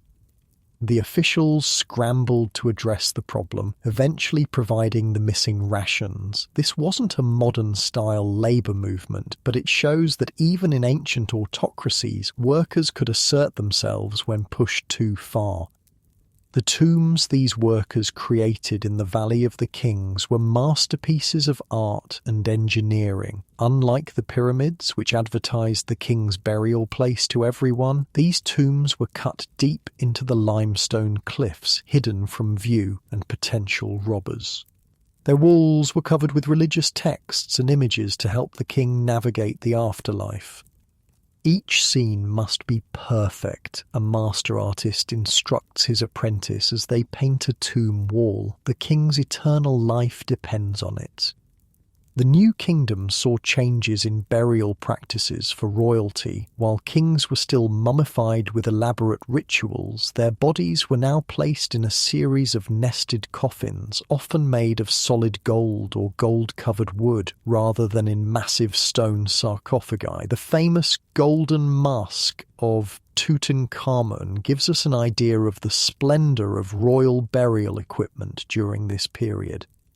Speaking of Tutankhamun, his relatively minor reign comes after one of the most dramatic episodes in Egyptian history, the religious revolution of Akhenaten, but that's a story for another time. For ordinary Egyptians in the New Kingdom, life was generally better than it had been in earlier periods. The empire brought wealth that trickled down through society. Diets improved with greater variety of foods, including imports. Cosmetics, jewellery, and luxury goods became more widely available. Even common homes often had decorative elements and some basic furniture. Medical care also advanced. The Edwin Smith surgical papyrus from this period shows Egyptian physicians had sophisticated knowledge of anatomy and trauma treatment. They could set broken bones, stitch wounds, and even perform simple surgeries. They had an extensive pharmacopea of plant-based medicines, though these were often mixed with magical incantations. For a wound, apply fresh meat on the first day, a physician instructs his student. Then dress it with oil, honey, and plant fibers. Recite the healing spell twice daily. Education expanded during the New Kingdom, with more people learning to read and write than in previous eras. While still limited mostly to boys from privileged families, literacy was no longer just for specialized scribes. Military officers, priests, administrators, and merchants often had basic literacy. Clothing and fashion evolved too. While the basic garments remained simple linen kilts for men and sheath dresses for women, styles became more elaborate for the wealthy. Pleated, draped, and layered garments appear in artwork. Wigs grew more elaborate and jewellery more intricate.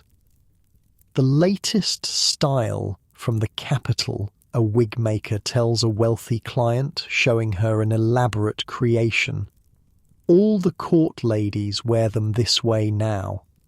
This increasing sophistication reflected Egypt's growing international connections. The New Kingdom was far more cosmopolitan than earlier periods. Foreign diplomats, merchants, and captives brought new ideas, technologies, and customs. Egyptian art shows influences from Minoan Crete, Mesopotamia, and the Levant. The royal court became increasingly international. Egyptian kings maintained diplomatic marriages with foreign princesses, who brought their own entourages and customs. Foreign mercenaries served in the Egyptian military, eventually settling and integrating into society. As the sun sets on Amenhotep III's Egypt, the empire is at its absolute peak, wealthy, powerful, prestigious. No one could imagine that within a generation his son Akhenaten would upend Egyptian religion in a radical experiment that would threaten centuries of tradition. Or that within a century, Egypt would face a new threat from the sea that would begin its long, slow decline. Lying in your comfortable modern bed, you have the luxury of historical perspective. You know that even the mightiest civilizations eventually fade, but for an Egyptian living in the glory days of Amenhotep III, the divine order established at creation seemed as permanent as the stars. Egypt had overcome division, expelled foreign rulers, and created an empire.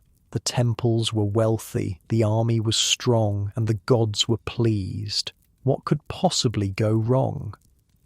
The royal palace at Thebes is in chaos. Amenhotep IV, son of the great Amenhotep III, has just made an announcement that's left the court stunned. He's changing his name to Akhenaten, effective for Aten, abandoning the traditional gods and moving the capital from Thebes to a new city he'll build in the middle of nowhere. Has the king lost his mind? Whispers a priest of Amun, looking around nervously to see if anyone overheard. We're witnessing one of history's first recorded religious revolutions. Around 1350 BCE, Akhenaten upended over 1,500 years of Egyptian religious tradition by elevating a minor aspect of the sun god, the Aten, the physical disk of the sun, to supreme deity, while suppressing the worship of other gods, particularly Amun. The Aten alone gives life, Akhenaten declares to his court. All other gods are false. Only through the Aten, and through me, its son, can truth be known. This wasn't just a theological shift, it was a direct attack on the powerful priesthood of Amun, who had grown so wealthy and influential that they threatened the king's authority. By closing their temples and redirecting their revenues to his new religion, Akhenaten was staging nothing less than a palace coup against the religious establishment. Within a few years, Akhenaten has moved his court to a new city called Akhetaten, horizon of the Aten, modern Tel El Amarna, built in a previously uninhabited stretch of desert about halfway between Thebes and Memphis. Let's visit this strange new capital as it's being constructed. Everywhere you look, workers are hauling stone, making mud bricks and raising buildings. The city is being built at an astonishing pace, with thousands of labourers working around the clock. The central area contains huge open-air temples to the Aten. Unlike traditional Egyptian temples, these have no roofs or inner sanctums, allowing the sun's rays to shine directly on the worship spaces. No dark chambers, no hidden mysteries, explains a royal architect. The Aten's light must reach everything. What's most striking about Akhetaten is how different it feels from traditional Egyptian cities. The art style has changed dramatically. Images of the king and his family show them with elongated heads, drooping features, and exaggerated physical characteristics. A complete departure from the idealized athletic depictions of previous pharaohs.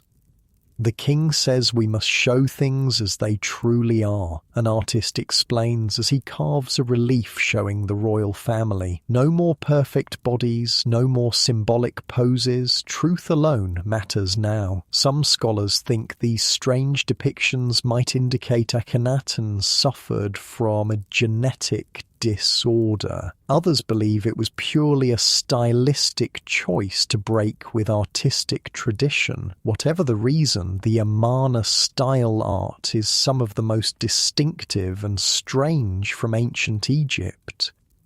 Most shocking of all are the intimate scenes of the royal family. Akhenaten is shown kissing his wife, bouncing his daughters on his knee, relaxing with his family under the rays of the Aten. Nothing like this exists in previous royal Egyptian art, where pharaohs were shown smiting enemies or standing stiffly before gods, not displaying affection to their families.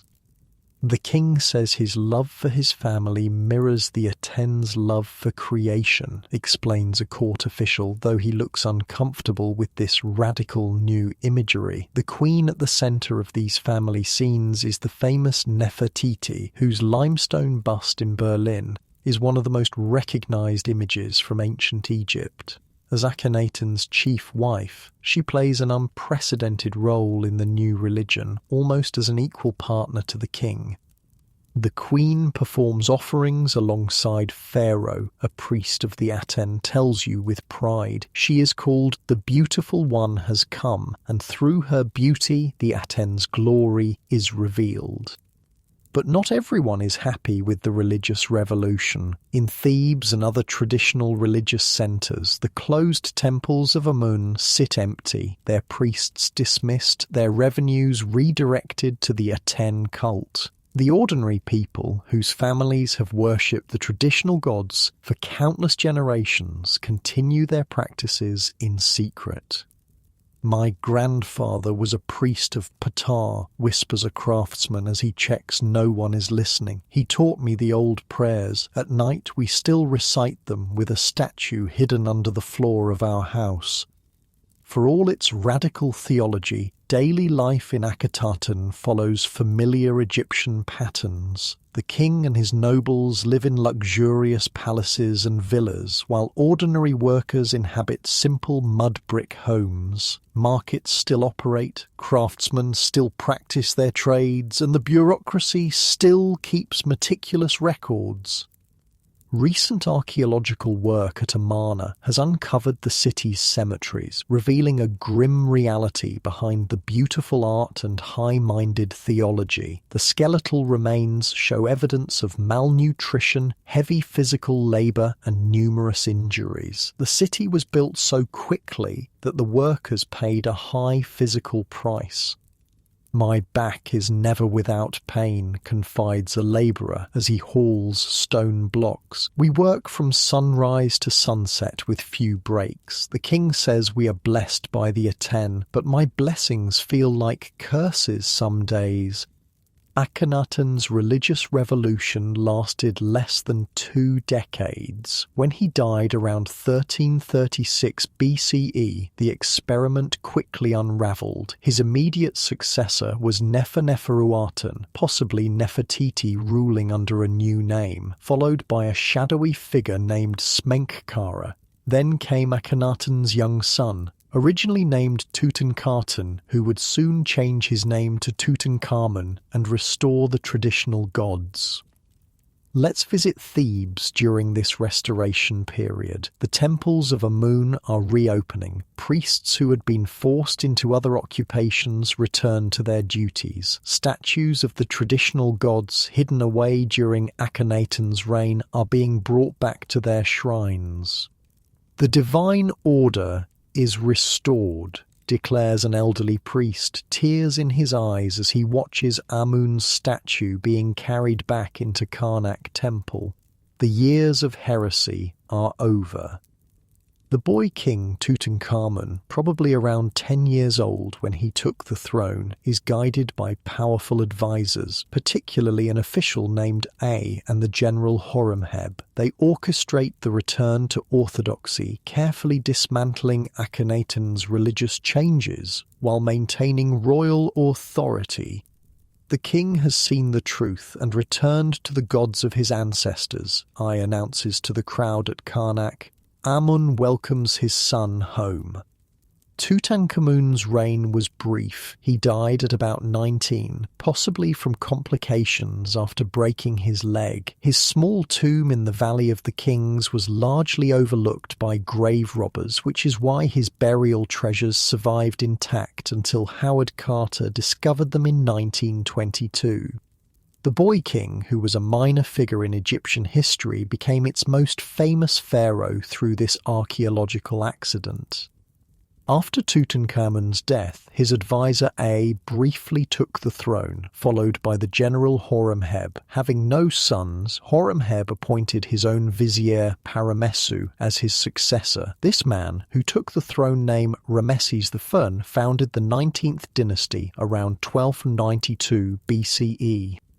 His son Seti I and grandson Rameses II would restore Egypt to glory after the disruptions of the Amarna period. Let's visit Egypt during the early reign of Rameses II around 1279 BCE, who would become known to history as Rameses the Great. The royal court has moved back to Pi-Rameses in the Delta, a city rebuilt and expanded from the old Hyksos capital of Avaris. It's a vast, impressive city with multiple palace complexes, military barracks, and temples. Rameses is particularly focused on military glory, eager to restore Egypt's empire after its neglect during the Amarna period. The king trains with his chariot every morning, an officer tells you as you watch Rameses practicing with bow and arrow while driving his chariot at full speed. He can hit a target no larger than your fist while the horses gallop. Maybe an exaggeration, but Rameses II cultivated an image as a mighty warrior king. In his 5th year on the throne, he led the Egyptian army north against the rising power of the Hittite Empire, culminating in the Battle of Kadesh in what is now Syria, probably the largest chariot battle in history, with thousands of chariots involved. I was there. An aging veteran tells wide-eyed recruits at the barracks. Our scouts brought false information, led us into a trap. The Hittite chariots attacked from nowhere while we were making camp. The king himself rallied us, charged into the enemy alone while his cowardly officers fled. This is the official version of events, immortalized in grandiose relief carvings and inscriptions at multiple Egyptian temples. Rameses claimed a great victory, but historical reality was probably closer to a draw. What's certain is that both sides suffered heavy losses, eventually leading to the world's first recorded peace treaty 16 years later. A copy of this treaty, written on silver tablets, was displayed at Rameses. A good brotherhood is established, lasting peace is established, it declares. Egypt and Hatti, the Hittite Empire, are at peace, and it shall be for eternity. Rameses II ruled for an astonishing 66 years, becoming almost a living institution. He built on a scale not seen since the Pyramid Age, completing his father's temple at Abydos, adding enormously to the temples at Karnak and Luxor, and constructing his own magnificent temples, including Abu Simbel far to the south in Nubia. No king has built so much since the days of the gods, boasts a royal architect. Rameses' monuments will last until the stars fall from the sky. He wasn't exaggerating much. Rameses erected so many statues, obelisks and buildings that later pharaohs would give up trying to match him and simply carve their names on his monuments. He was so prolific that today almost any large ancient Egyptian statue is jokingly said to be probably Rameses II. This period is well known to us because of extensive archaeological remains, but also because of remarkable preservation of written materials. At Deir el-Medina, the village of tomb workers, thousands of written records on papyrus and limestone flakes give us an unprecedented view into daily life. One such record reveals that the workers weren't immune to human foibles. A worker named Paneb is accused by his colleagues of stealing tools, sexually harassing women, and bribing officials. He is a bad man, the complaint states. He sits drinking with those who should judge him. Other texts show workers borrowing items from each other, arguing over property, exchanging love poems, and dealing with family problems. A physician's notes list treatments for everything from eye infections to snake bites. A dream interpreter records people's nightmares and explains their meanings. "I dreamed my teeth fell out," a worried man tells the interpreter.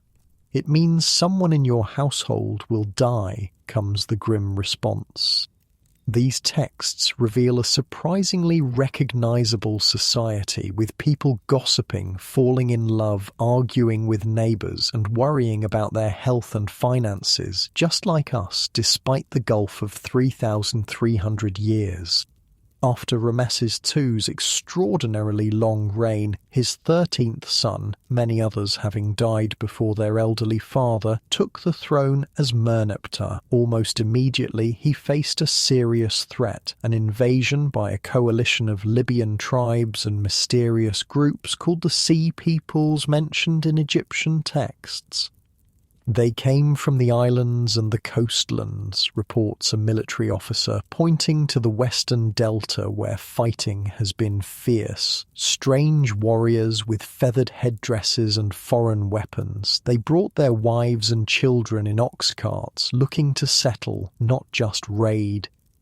Merneptah defeated this initial invasion, commemorating his victory on a stele that contains the first known written mention of Israel as a people, but the Sea Peoples would return in greater numbers a few decades later, contributing to a perfect storm of crises that would end the New Kingdom.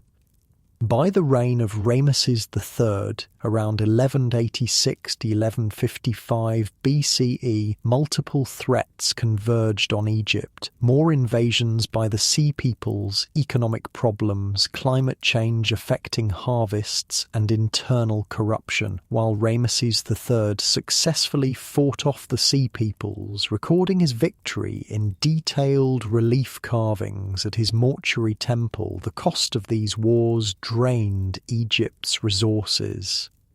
"The treasury is empty," a royal official confides to a colleague as they review accounts. "We cannot pay the tomb workers. The grain warehouses have less than half last year's amount."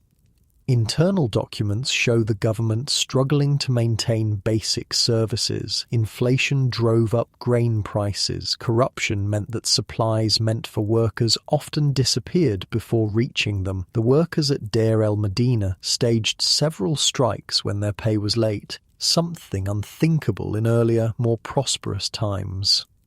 Rameses III's death came under violent circumstances. He was the victim of a harem conspiracy. A group of officials, along with one of his lesser wives who wanted her son on the throne, plotted to assassinate him using what the trial records call evil magic, as well as more practical methods.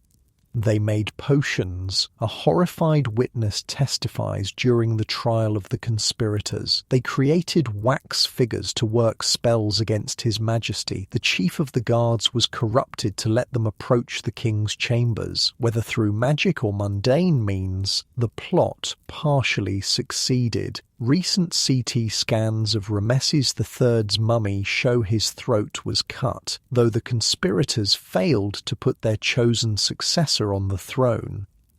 The remaining Ramessid kings, Rameses IV through Anafinth, presided over Egypt's gradual decline. The empire contracted, with territories in Asia lost to rising local powers. The economy struggled with inflation and corruption, and in Thebes the priesthood of Amun was once again becoming a state within a state.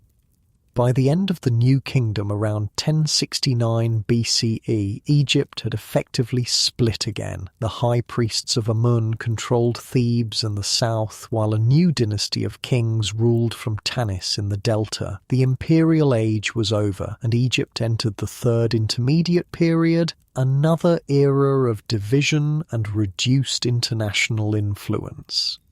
As night falls on the New Kingdom, Egypt has changed dramatically from the isolated pyramid-building society of the Old Kingdom. It has experienced imperial glory and religious revolution, interacted with international powers, and absorbed foreign influences. Its art, literature, and culture have reached heights of sophistication, but the strain of maintaining an empire, combined with changing climate conditions and internal corruption, has left it vulnerable.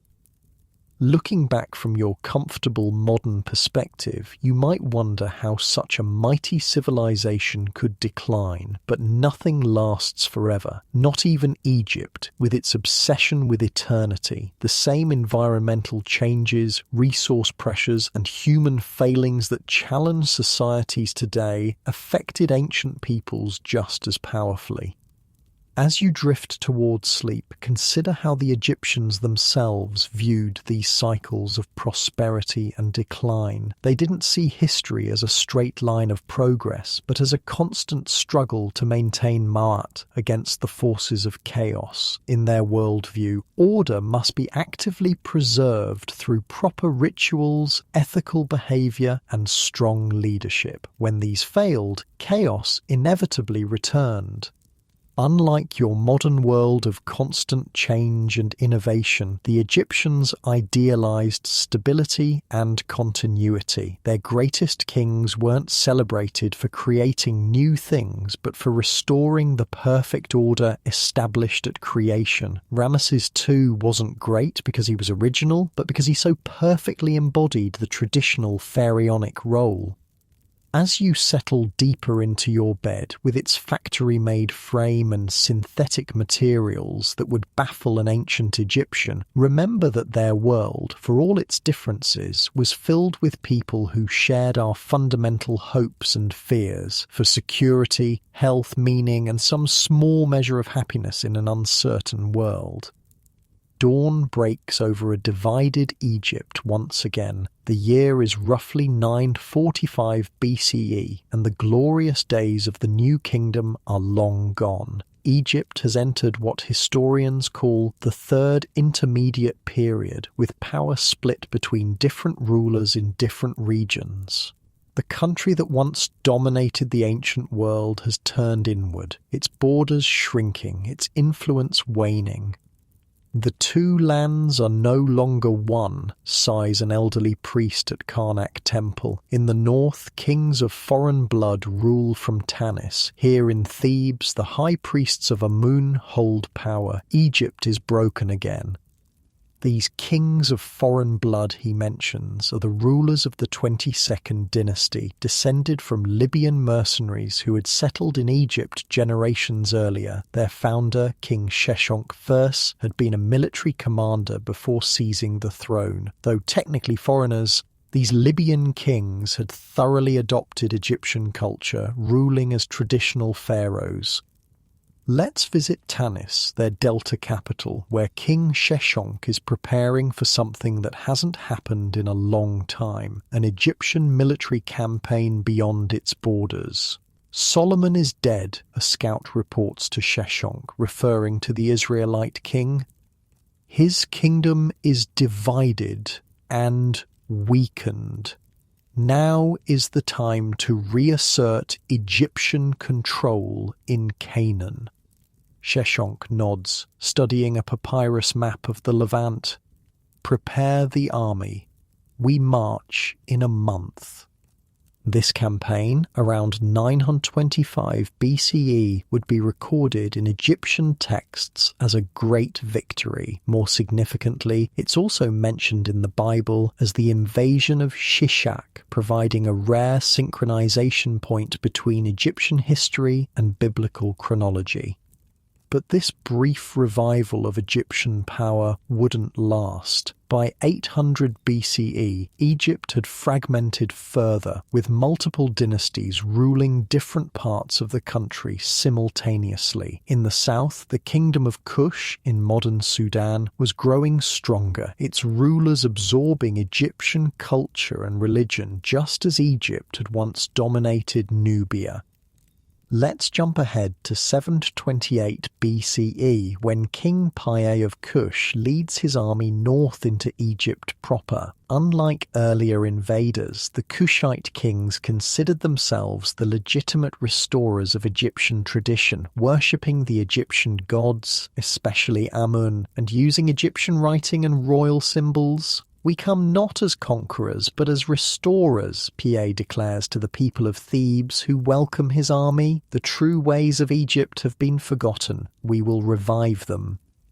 The Kushite rulers established the 25th dynasty, unifying Egypt under their control. They embarked on an ambitious program of temple restoration and cultural revival, seeing themselves as rescuing Egyptian civilization from decay and foreign corruption.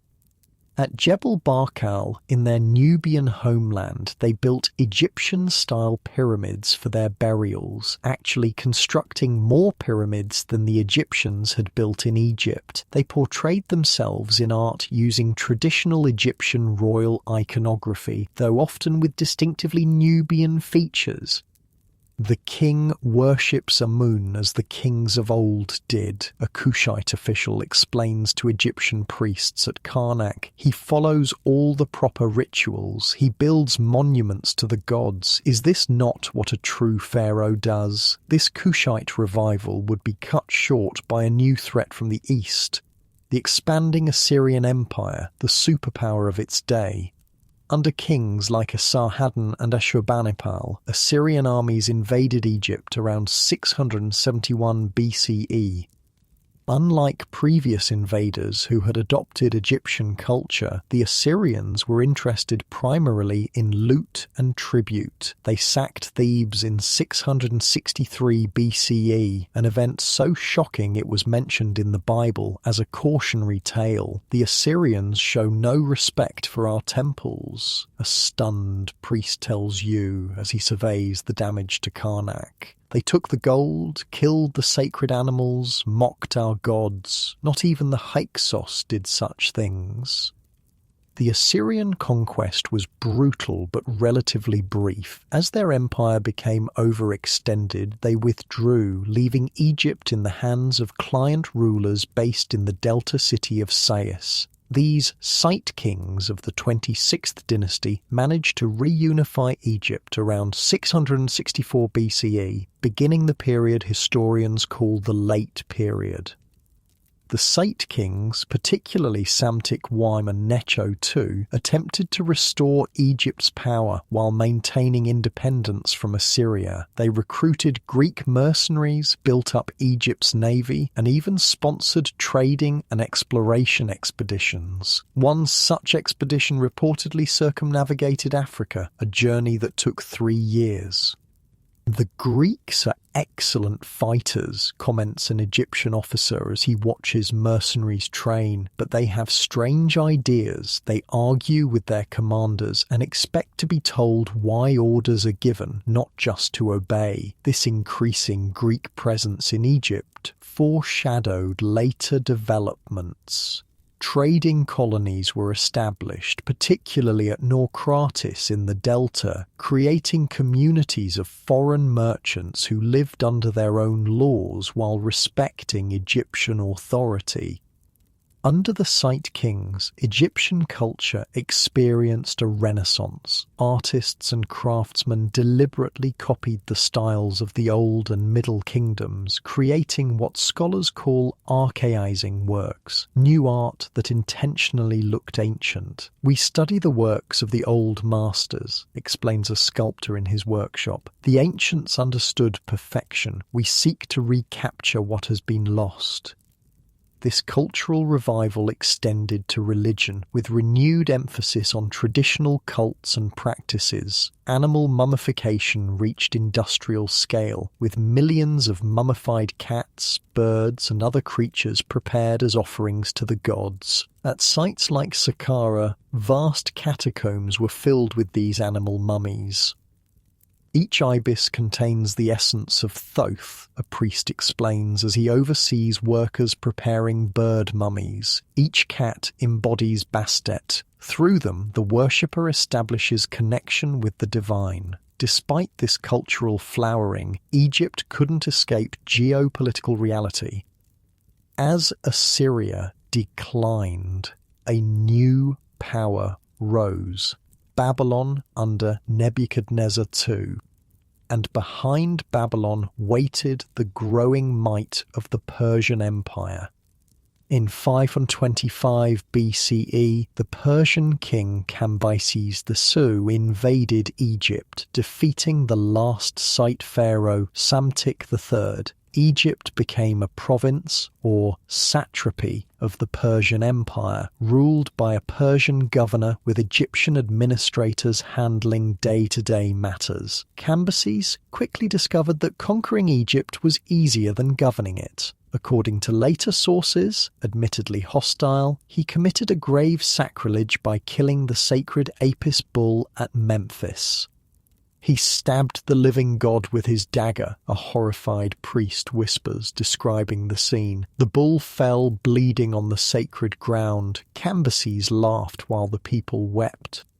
While this story may be exaggerated or even fabricated, it reflected Egyptian views of their Persian rulers as impious foreigners who didn't respect Egyptian traditions. Unlike the Libyans and Kushites who had fully embraced Egyptian ways, or even the Hyksos who had partially adopted them, the Persians ruled Egypt as a conquered territory within their vast multi-ethnic empire.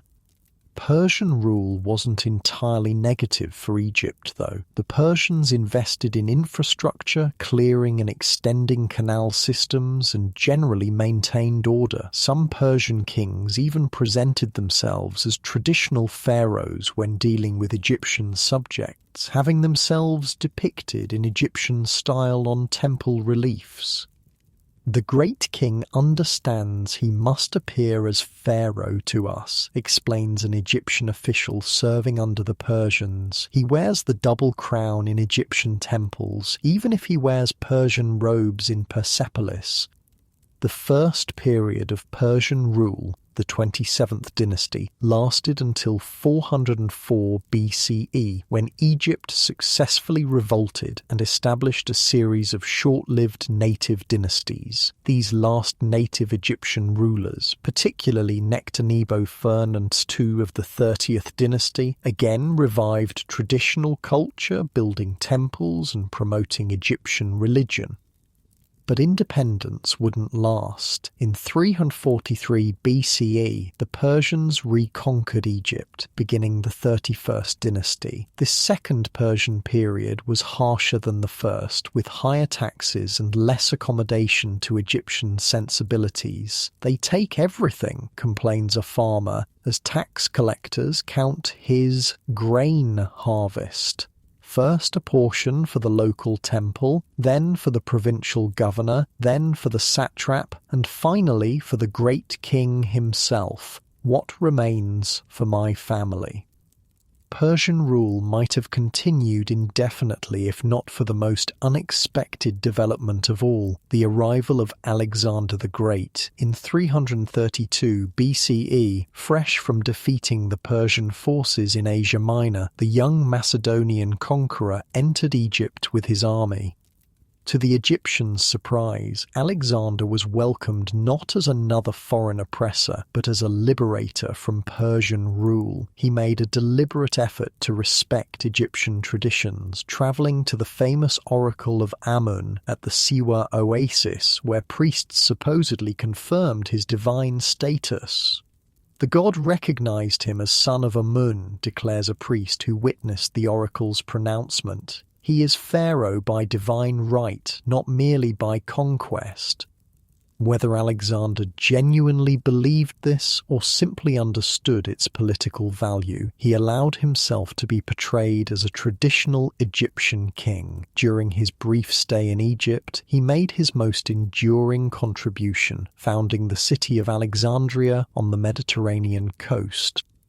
Here, where Egyptian land meets the Great Sea, we will build a new kind of city, Alexander tells his architects as they survey the coastal site, a bridge between Egypt and Greece, between East and West, the greatest trading centre in our new world. Alexandria would indeed become the most important city in the Eastern Mediterranean, but Alexander wouldn't live to see it. After leaving Egypt to continue his campaign against Persia, he died in Babylon in 323 BCE, aged only 32.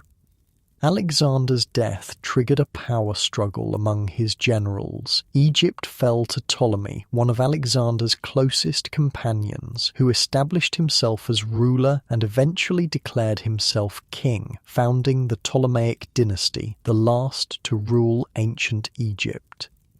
Let's visit Alexandria around 250 BCE during the reign of Ptolemy II Philadelphus. The city has been transformed from Alexander's original plans into a metropolitan wonder with a population approaching 500,000, making it one of the largest cities in the world at that time. No city compares to Alexandria, boasts a Greek merchant as he guides you through bustling streets. We have the greatest library in the world, with over 500,000 books. The lighthouse at Pharos stands over 100 meters tall, guiding ships to our harbor. Scholars, poets, and philosophers from every land come to study here. Alexandria, under the Ptolemies, was indeed a cultural powerhouse, home to mathematical geniuses like Euclid, inventors like Archimedes, poets like Callimachus, and scientists like Eratosthenes, who correctly calculated Earth's circumference with remarkable accuracy. The Ptolemaic kings ruled as traditional pharaohs when dealing with their Egyptian subjects, depicted on temple walls in traditional royal regalia performing ancient rituals, but they were also Hellenistic monarchs, speaking Greek, celebrating Greek festivals and maintaining a court culture that was thoroughly Greek. In Alexandria, I speak Greek and wear Greek clothes, explains an Egyptian official who serves in the royal administration. When I return to my home in the countryside, I speak Egyptian and make offerings at our local temple. We live in two worlds now. This cultural divide characterized Ptolemaic Egypt. The ruling elite was predominantly Greek, living mainly in Alexandria and a few other Greek-style cities. The vast majority of the population remained Egyptian, continuing ancient traditions in the countryside largely unchanged. The Ptolemies were pragmatic rulers who understood the importance of Egyptian religion for maintaining social stability. They built magnificent temples throughout Egypt, including Edfu, Dendera, and Philae, some of the best preserved temples that tourists visit today. The king may worship Greek gods in his palace, comments a priest at Edfu as stonemasons carve hieroglyphic inscriptions. But he knows that here he must honour Horus as pharaohs have done since time began.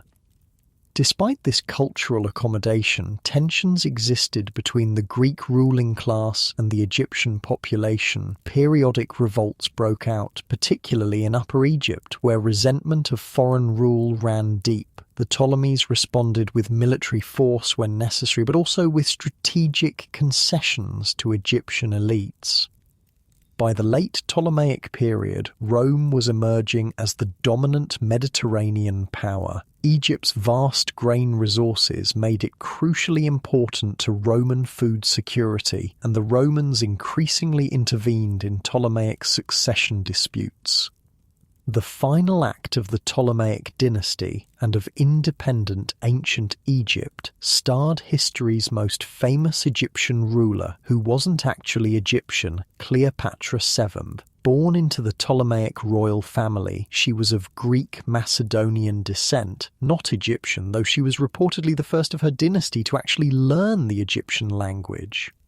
The queen speaks to the temple priests in their own tongue, an amazed courtier reports. She performs the rituals perfectly, without scribes reading the words for her. The priests say no ruler since the great Rameses has shown such respect for tradition. Cleopatra's intelligence, charisma, and political acumen made her a formidable player in the power struggles of her time. Her relationships with Julius Caesar and later Mark Antony were both romantic connections and strategic alliances aimed at preserving Egypt's independence in the face of Roman expansion. Rome can crush us with its legions, Cleopatra allegedly told her advisors, so we must make ourselves too valuable to crush. For a time, the strategy worked. With Caesar's support, Cleopatra consolidated her rule in Egypt. After his assassination, she allied with Mark Antony against Caesar's heir Octavian, later known as Augustus. But when Antony and Cleopatra were defeated at the Battle of Actium in 31 BCE, the end was inevitable. Rather than be exhibited in a Roman triumph, Cleopatra famously died by suicide in 30 BCE, traditionally said to have used a poisonous snake, though modern scholars debate this. With her death, the Ptolemaic kingdom ended and Egypt became a province of the Roman Empire. Egypt has fallen before a priest at Philae Temple reflects as news of Cleopatra's death spreads. Hyksos, Assyrians, Persians, Greeks, all have ruled us, yet Egypt remains. Our gods remain. So long as the Nile flows, Egypt cannot truly die. He was partly right. Roman rule would last for centuries, followed by Byzantine, Arab, Ottoman, and eventually British control. Political independence was lost, but Egyptian culture proved remarkably resilient, adapting and evolving while maintaining continuity with its ancient roots. The ancient temples continued to function well into the Roman period. Hieroglyphic writing, already becoming specialized during the Ptolemaic era, continued to be used for religious texts until the 5th century CE. Traditional Egyptian religion gradually gave way to Christianity and later Islam. But elements of ancient beliefs were sometimes incorporated into these newer faiths. As the sun sets on Ptolemaic Egypt, bringing an end to the last native-style kingdom and the beginning of direct foreign rule, it's worth reflecting on the extraordinary longevity of ancient Egyptian civilization, from its beginnings around 3100 BCE to Cleopatra's death in 30 BCE. Egypt maintained cultural continuity for over 3,000 years, a span of time difficult for modern minds to truly comprehend. For comparison, we're closer in time to Cleopatra than she was to the builders of the Great Pyramid. When Cleopatra visited the pyramids at Giza, they were already ancient monuments, older to her than medieval castles are to us. This incredible temporal depth is what makes ancient Egypt so fascinating as you lie in your comfortable modern bed surrounded by technologies that would seem magical to even the most sophisticated Alexandrian scholar. Remember that the Egyptians too were innovators and adapters. They survived climate change, political collapse, foreign invasion, and cultural transformation, all while maintaining core elements of their identity. Unlike us, cushioned by our modern comforts, they lived with constant awareness of how quickly prosperity could turn to famine, health to sickness, order to chaos. Perhaps this awareness drove their obsession with permanence, their massive stone monuments, their elaborate preparations for the afterlife. In a world where so much could change so quickly, they sought to create something that would truly last forever. And in a way, they succeeded, not through mummification or pyramid building, but through the power of their ideas and symbols, which continue to captivate us thousands of years later, as your mind drifts towards sleep carried along the current of ancient history. Remember that in some small way, you're helping to keep ancient Egypt alive in human memory, just as they always hoped to be remembered for eternity. The year is 30 BCE. Roman troops march through Alexandria's streets while locals watch with a mixture of resignation and curiosity. Egypt has fallen to Rome, and the new ruler, Octavian, soon to be called Augustus, has some immediate practical concerns. "Take me to the royal treasury," he orders his officers as they enter the Ptolemaic palace, "and find Cleopatra's son. He cannot be allowed to live." Caesarion, the teenage son of Cleopatra and Julius Caesar, is quickly tracked down and executed. Egypt, with its vast grain supplies and incredible wealth, is too valuable to risk any potential figurehead for rebellion. But Octavian is smart enough to understand that Egypt isn't just another conquest. The Egyptians will never accept direct Roman rule, a local advisor tells him. For thousands of years they've been governed by living gods, the pharaohs. Their entire society is built around this concept. Octavian nods, thinking, then Rome will respect their traditions to a point. I will be their pharaoh, though I'll never use that title in Rome. Egypt will be my personal province, not the Senate's. This pragmatic approach set the pattern for Roman rule in Egypt. Officially, Egypt became the personal property of the emperor, governed by a prefect appointed directly by him. No Roman senator was even allowed to visit Egypt without imperial permission. It was simply too rich and strategically important to risk becoming a power base for potential rivals. Let's visit Alexandria in the early Roman period, around 10 CE. The city remains one of the ancient world's great metropolitan centres, though its character is changing. Roman soldiers and officials now walk the streets alongside Greeks and Egyptians. The Romans are much like the Ptolemies in some ways. An Alexandrian merchant explains as he shows you around the city. They maintain Greek as the administrative language. They respect local customs up to a point, but make no mistake, they're here to extract wealth. For ordinary Egyptians, especially those in rural areas, the transition to Roman rule meant a heavier tax burden. The Romans implemented a more efficient and less forgiving system of taxation and census taking. Each person had to register for the census every 14 years and could not leave their home village without permission. The tax collectors know exactly what I own, down to the last chicken, grumbles a farmer in the Fayum region. They even count the date palms separately from other trees, taxing each one differently, and gods help you if you try to hide anything.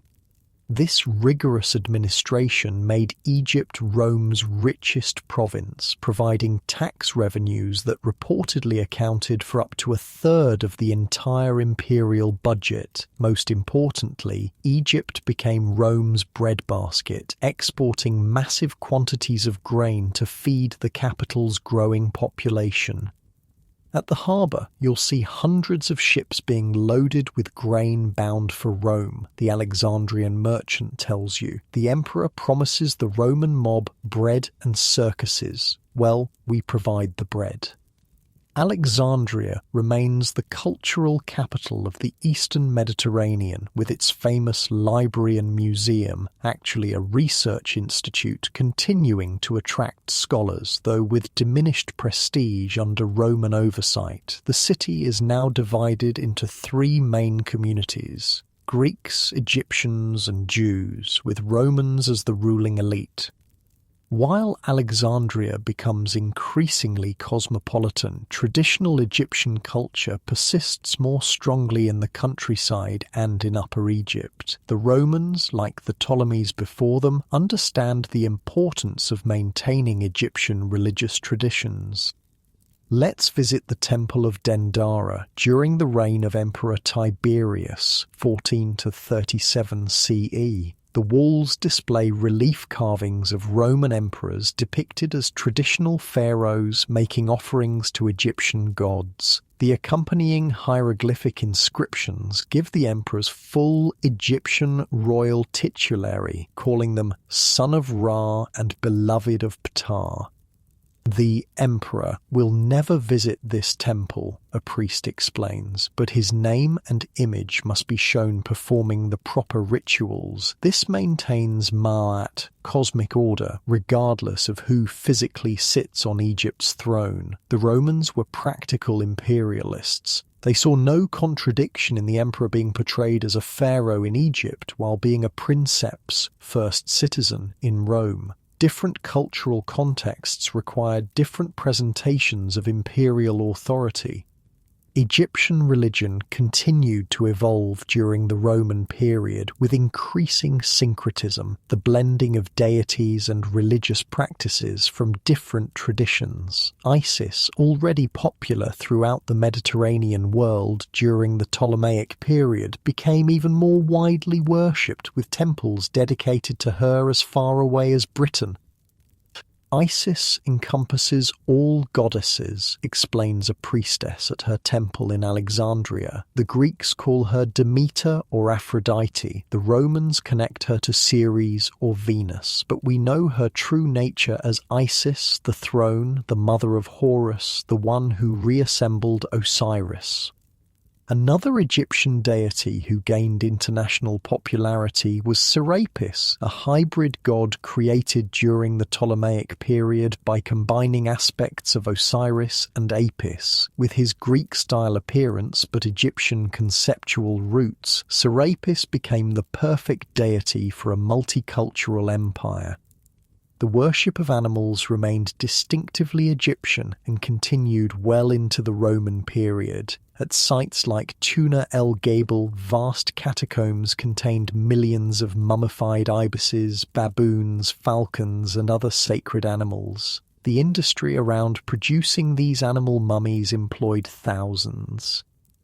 Each ibis is a prayer made physical, a priest at Tuna el Gabel explains, showing rows upon rows of mummified birds in pottery jars. The worshipper pays for the bird to be mummified and dedicated to Thoth. The more one offers, the more favourable the god becomes.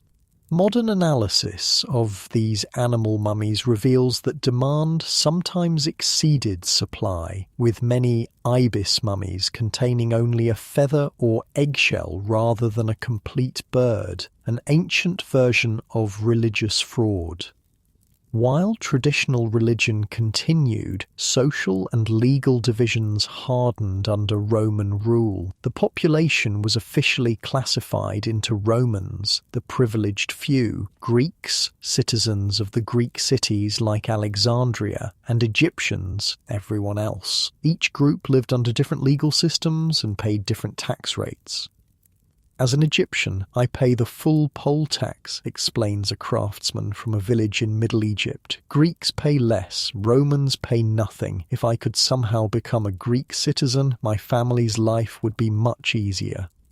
This rigid social stratification created resentment that occasionally erupted into violence, particularly in Alexandria, where the Greek, Jewish, and Egyptian communities frequently clashed. Major riots occurred in 38, 66, and 115-117 CE, the last of which decimated Alexandria's Jewish community. Despite these tensions, daily life for most Egyptians continued much as it had for centuries. Farmers still worked fields using methods recognizable to their ancestors from 1,000 years earlier. Village life still centered around local temples and traditional festivals. Let's visit a rural village in the Fayum region around 150 CE. The houses are simple mud brick structures. Women grind grain using stone querns. Men work in the fields using wooden ploughs pulled by oxen. Children help with chores and play with simple toys made of clay or wood. My great-grandfather worked this same field, a farmer tells you, as he diverts water from an irrigation canal to his crops. His father before him and his father before that. The faces of those who rule may change, but the Nile, the soil, and our labour remain constant. This continuity is reflected in the material culture revealed by archaeology. Pottery forms, farming tools, and household items show remarkable consistency over centuries, even millennia. Innovation happened, but slowly and incrementally. Meanwhile, subtle changes were occurring. By the 2nd century CE, hieroglyphic writing was becoming increasingly specialized, used primarily for formal religious inscriptions by a dwindling number of trained scribes. Demotic, a cursive script derived from hieroglyphics, was used for everyday Egyptian writing, while Greek remained the language of administration. A papyrus from this period illustrates the linguistic complexity of Roman Egypt. It contains a legal contract written in Greek with signatures in Greek from the officials, in Demotic from the Egyptian parties involved, and in Latin from the presiding Roman magistrate, 3 writing systems in a single document. My son learns Greek at school, says an Egyptian farmer with pride. He helps me read tax notices and write appeals when the assessments are too high. But at the temple he studies the ancient writing to become a priest someday. The 3rd century CE brought increasing instability to the Roman Empire, with Egypt suffering accordingly. Political turmoil in Rome led to economic chaos. Currency was devalued, inflation soared, and tax demands increased to fund constant warfare. Climate change may have also reduced Nile flood levels, affecting agriculture.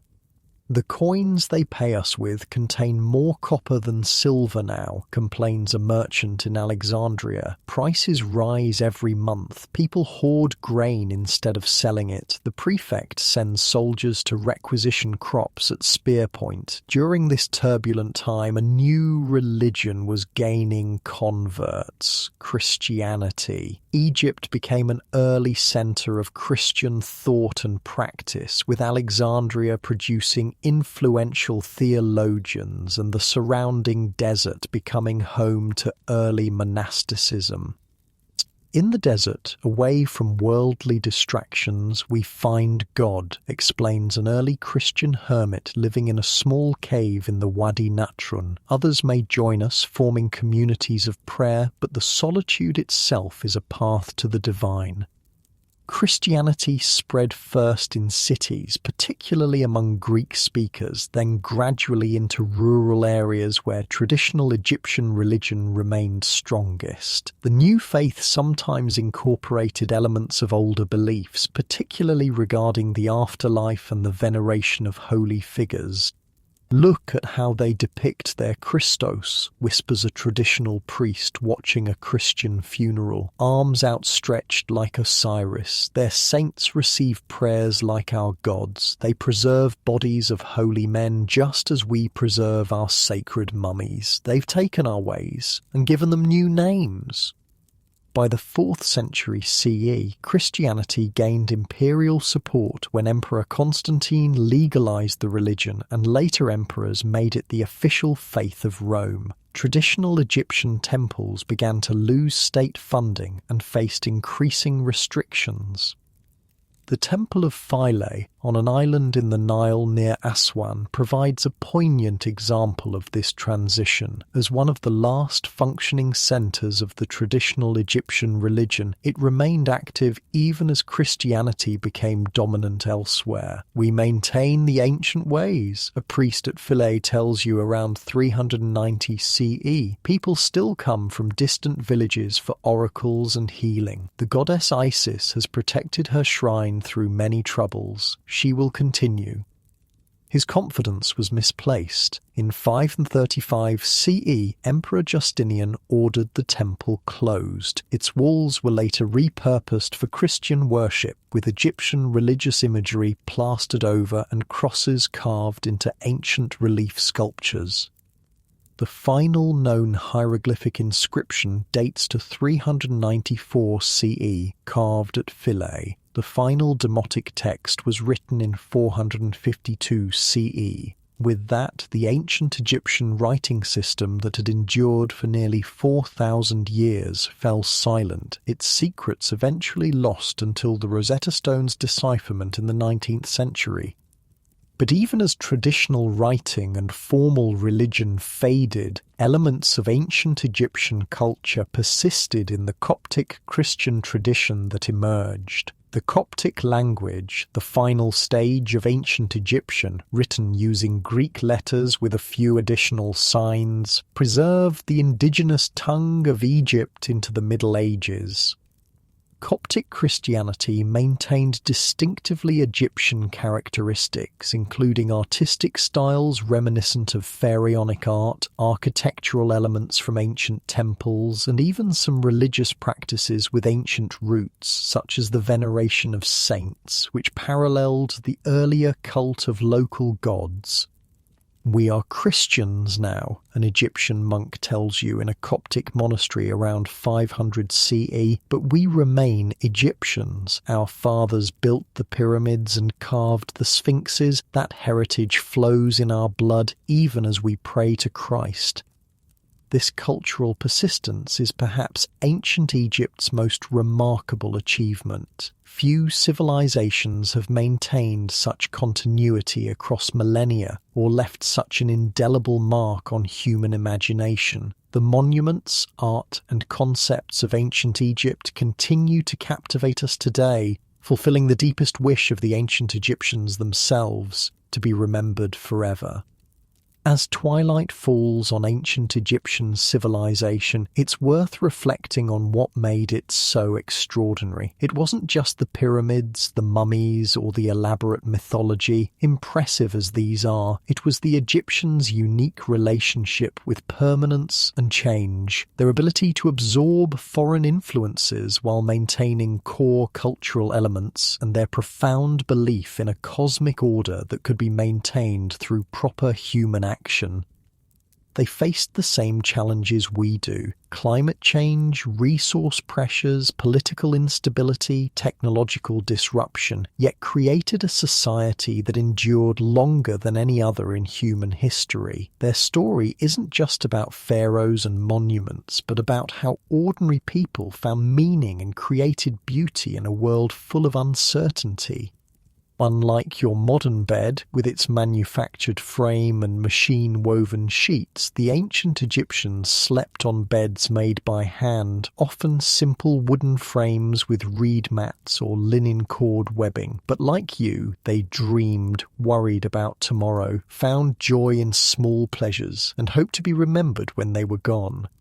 In your comfortable modern home, secure from the elements and filled with conveniences the Egyptians couldn't imagine, you share something profound with them: the human desire to understand our place in the cosmos and to leave something of ourselves behind when we're gone.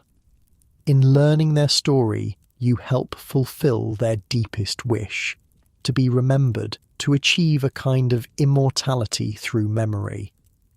The last hieroglyphic inscription was carved at the Temple of Philae in 394 CE. The final Demotic text was written in 452 CE. For the first time in nearly 4,000 years, the ancient Egyptian writing system fell silent. The knowledge needed to read these scripts gradually faded until no one remained who could decipher them.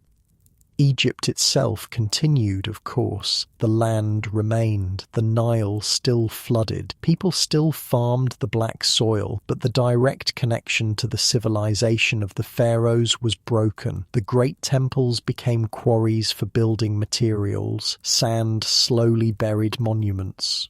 Tombs were looted, then forgotten. Strange to think, muses an Arab merchant travelling through Egypt around 850 CE, gazing up at the weathered face of the Great Sphinx, that no one remembers who built this or why. It simply exists, like a mountain or the sea. For over 1,000 years, the ancient Egyptian language and writing remained unreadable. The magnificent architecture still stood, the pyramids, temples, and tombs too massive to disappear entirely, but their meaning was lost. Travellers from medieval Europe and the Islamic world marvelled at these structures, but could only guess at their purpose.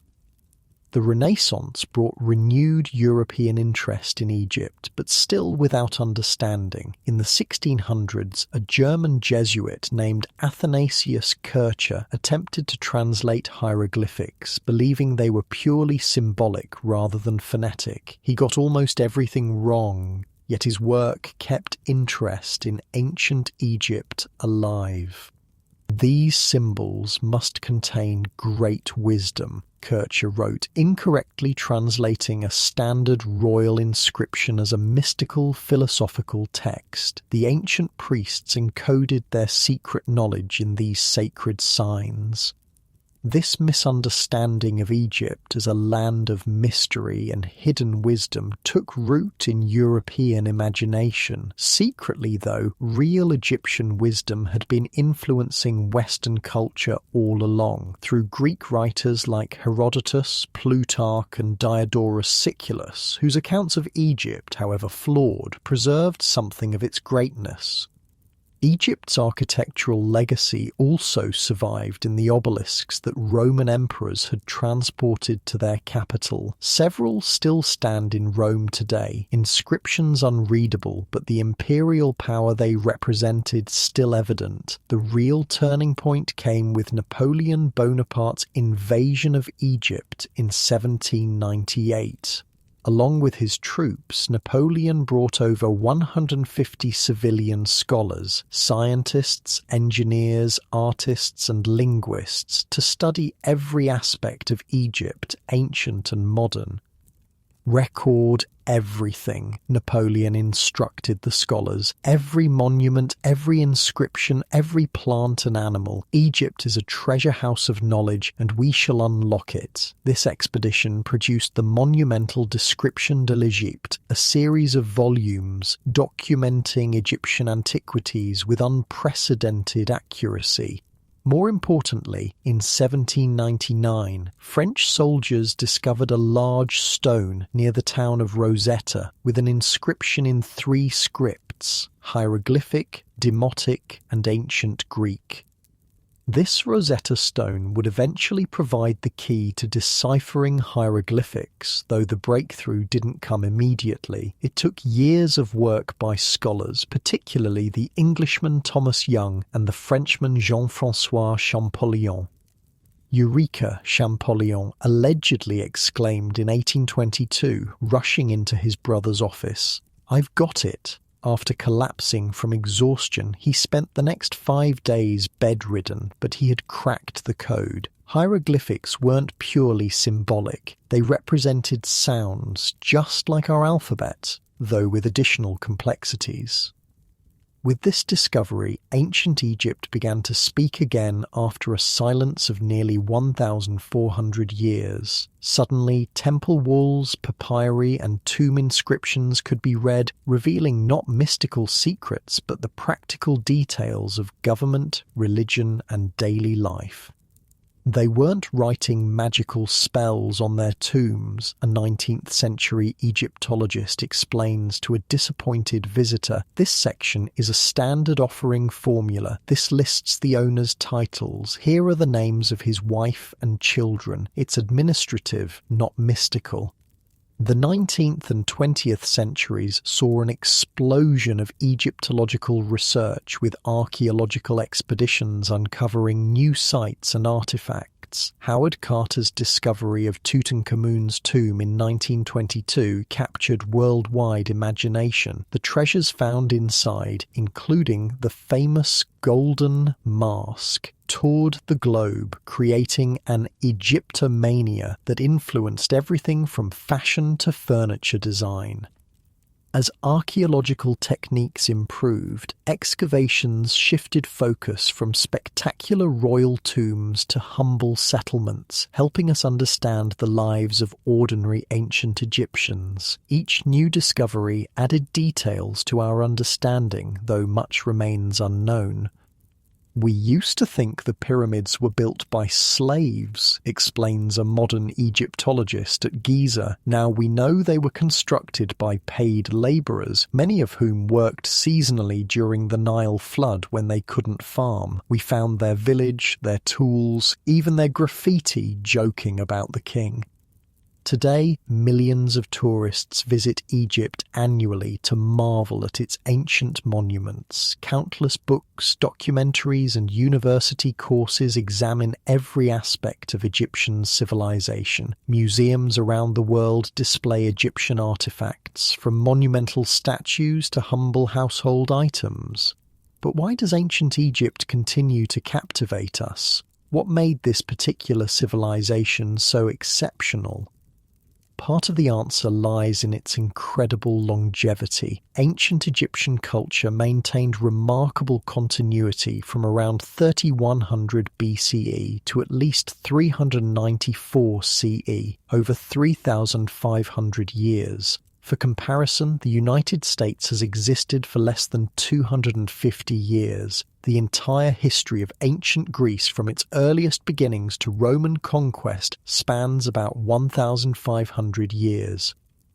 This extraordinary continuity stemmed from several factors. Egypt's geography provided natural protection, with deserts to the east and west and the Mediterranean to the north. The Nile's predictable annual flood created agricultural stability unknown in other ancient societies that depended on rainfall, and the Egyptians developed cultural and religious systems that emphasized stability and resisted rapid change.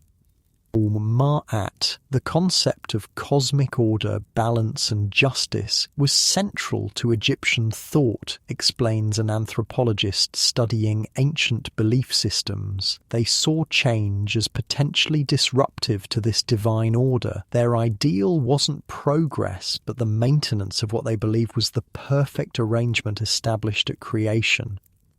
This doesn't mean Egyptian society never changed, of course. We've seen how it evolved through periods of unity and fragmentation, native rule and foreign occupation, isolation and international engagement. But compared to many ancient societies, Egypt maintained remarkable cultural consistency over millennia.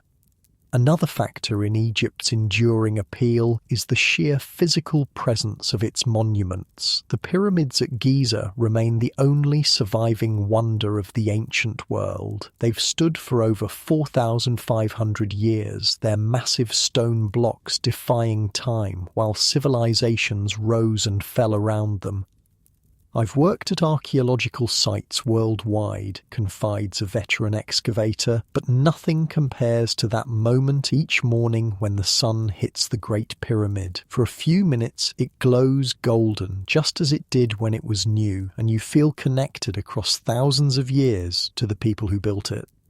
This tangible connection to the ancient past gives Egypt a unique place in our imagination. We can walk through the same temples where priests performed rituals 3,000 years ago, see the faces of people who died before Rome was founded, and read their actual words inscribed in stone. Egypt's obsession with death and the afterlife also contributes to its fascination. Every human culture grapples with mortality, but few have left such elaborate physical evidence of their beliefs. Egyptian mummies, tomb paintings, and funerary texts offer an unusually detailed view of how one ancient society confronted death's universal challenge. They weren't morbid, explains a museum curator specializing in Egyptian funerary customs. Just the opposite. They loved life so much they wanted it to continue forever. Everything in their tombs, from food to furniture, games to cosmetics, was meant to ensure they could enjoy the afterlife just as they had enjoyed this one. Perhaps most important is Egypt's role as a cultural foundation. Along with Mesopotamia, it represents one of humanity's earliest experiments with civilization itself, the development of writing, monumental architecture, organized religion, centralized government, and large-scale social organization. Egypt influenced the ancient Israelites. Abraham, Moses and Joseph all supposedly spent time there. The Nubians and other African cultures, the Greeks, who considered Egypt the source of wisdom and learning, and through them the Romans and later European societies. Christianity incorporated elements of Egyptian religion, particularly regarding the afterlife. Islamic scholars preserved and transmitted ancient knowledge, including works about Egypt.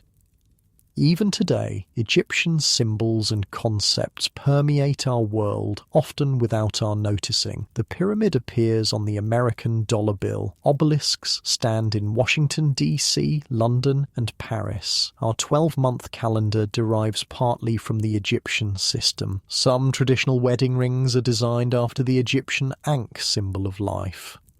Next time you're in a cemetery, look at the tombstones, suggests an architectural historian. Those obelisks, Egyptian, the pyramid-shaped monuments, Egyptian. Even the angel sculptures have predecessors in Egyptian winged protective deities. Our ways of memorializing death owe much to ancient Egypt.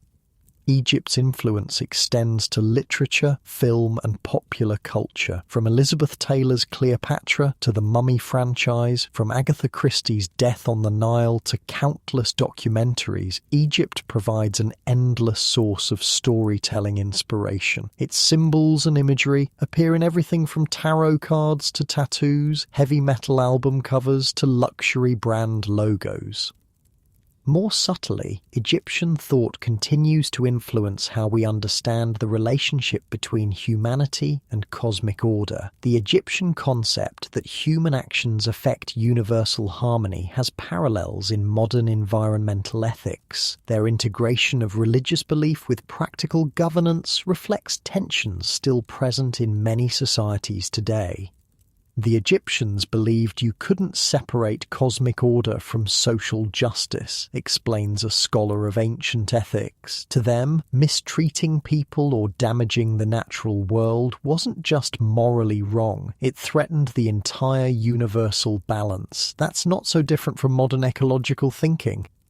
As night deepens and our journey through ancient Egyptian history comes to a close, it's worth reflecting on what this vanished civilization might teach us. The Egyptians faced challenges we still struggle with, maintaining social cohesion, adapting to environmental change, balancing tradition with innovation, finding meaning in a world filled with uncertainty. They responded with remarkable creativity, building a society that endured longer than any other in human history. Their art still moves us with its elegant simplicity. Their architecture still inspires awe. Their writing still speaks to us across millennia, reminding us of our shared humanity. We think technology makes us different from ancient people. An elderly Egyptian tour guide tells a group at Saqqara, his face weathered from decades in the desert sun. But look at what's written on this tomb from 4,000 years ago. I was kind to my family. I helped those in need. I spoke truth. I tried to leave a good name. Are your hopes so different? He's right, of course. For all their exotic beliefs and distant past, the ancient Egyptians were people like us, hoping for happiness in this life and some form of continuation beyond it, seeking security for their families, trying to create meaning through work and relationships. Their story reminds us of both human resilience and fragility. They built monuments meant to last forever, yet their civilization eventually faded. They preserved their dead with elaborate care, yet most of their mummies were ultimately destroyed or displayed in museums far from their homeland. They developed writing to make their words permanent, yet their language became unreadable for over a millennium.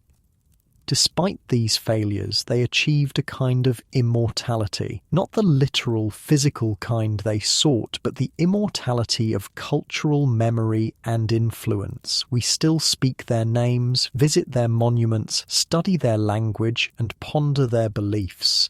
In this way, they continue to live, fulfilling the deepest wish expressed in countless Egyptian texts. May my name endure upon the earth. As you rest in your modern bed, surrounded by comforts the Egyptians could never have imagined, remember that you're connected to them through the unbroken thread of human experience. Their questions remain our questions. How should we live? What endures after death? How can we create something meaningful that outlasts us? The pyramids rising from the desert sand answer with silent certainty, by building well, by honouring what matters most, by understanding that nothing material truly lasts forever. Yet through our creations and the memories we leave, something of us may endure. Close your eyes now and imagine standing before the great Sphinx at sunset, the ancient stone warming your hand as you touch its weathered paw. For a moment, time dissolves. You're connected to everyone who ever stood there, from pharaohs and priests to Napoleon's scholars, from medieval travellers to future visitors not yet born.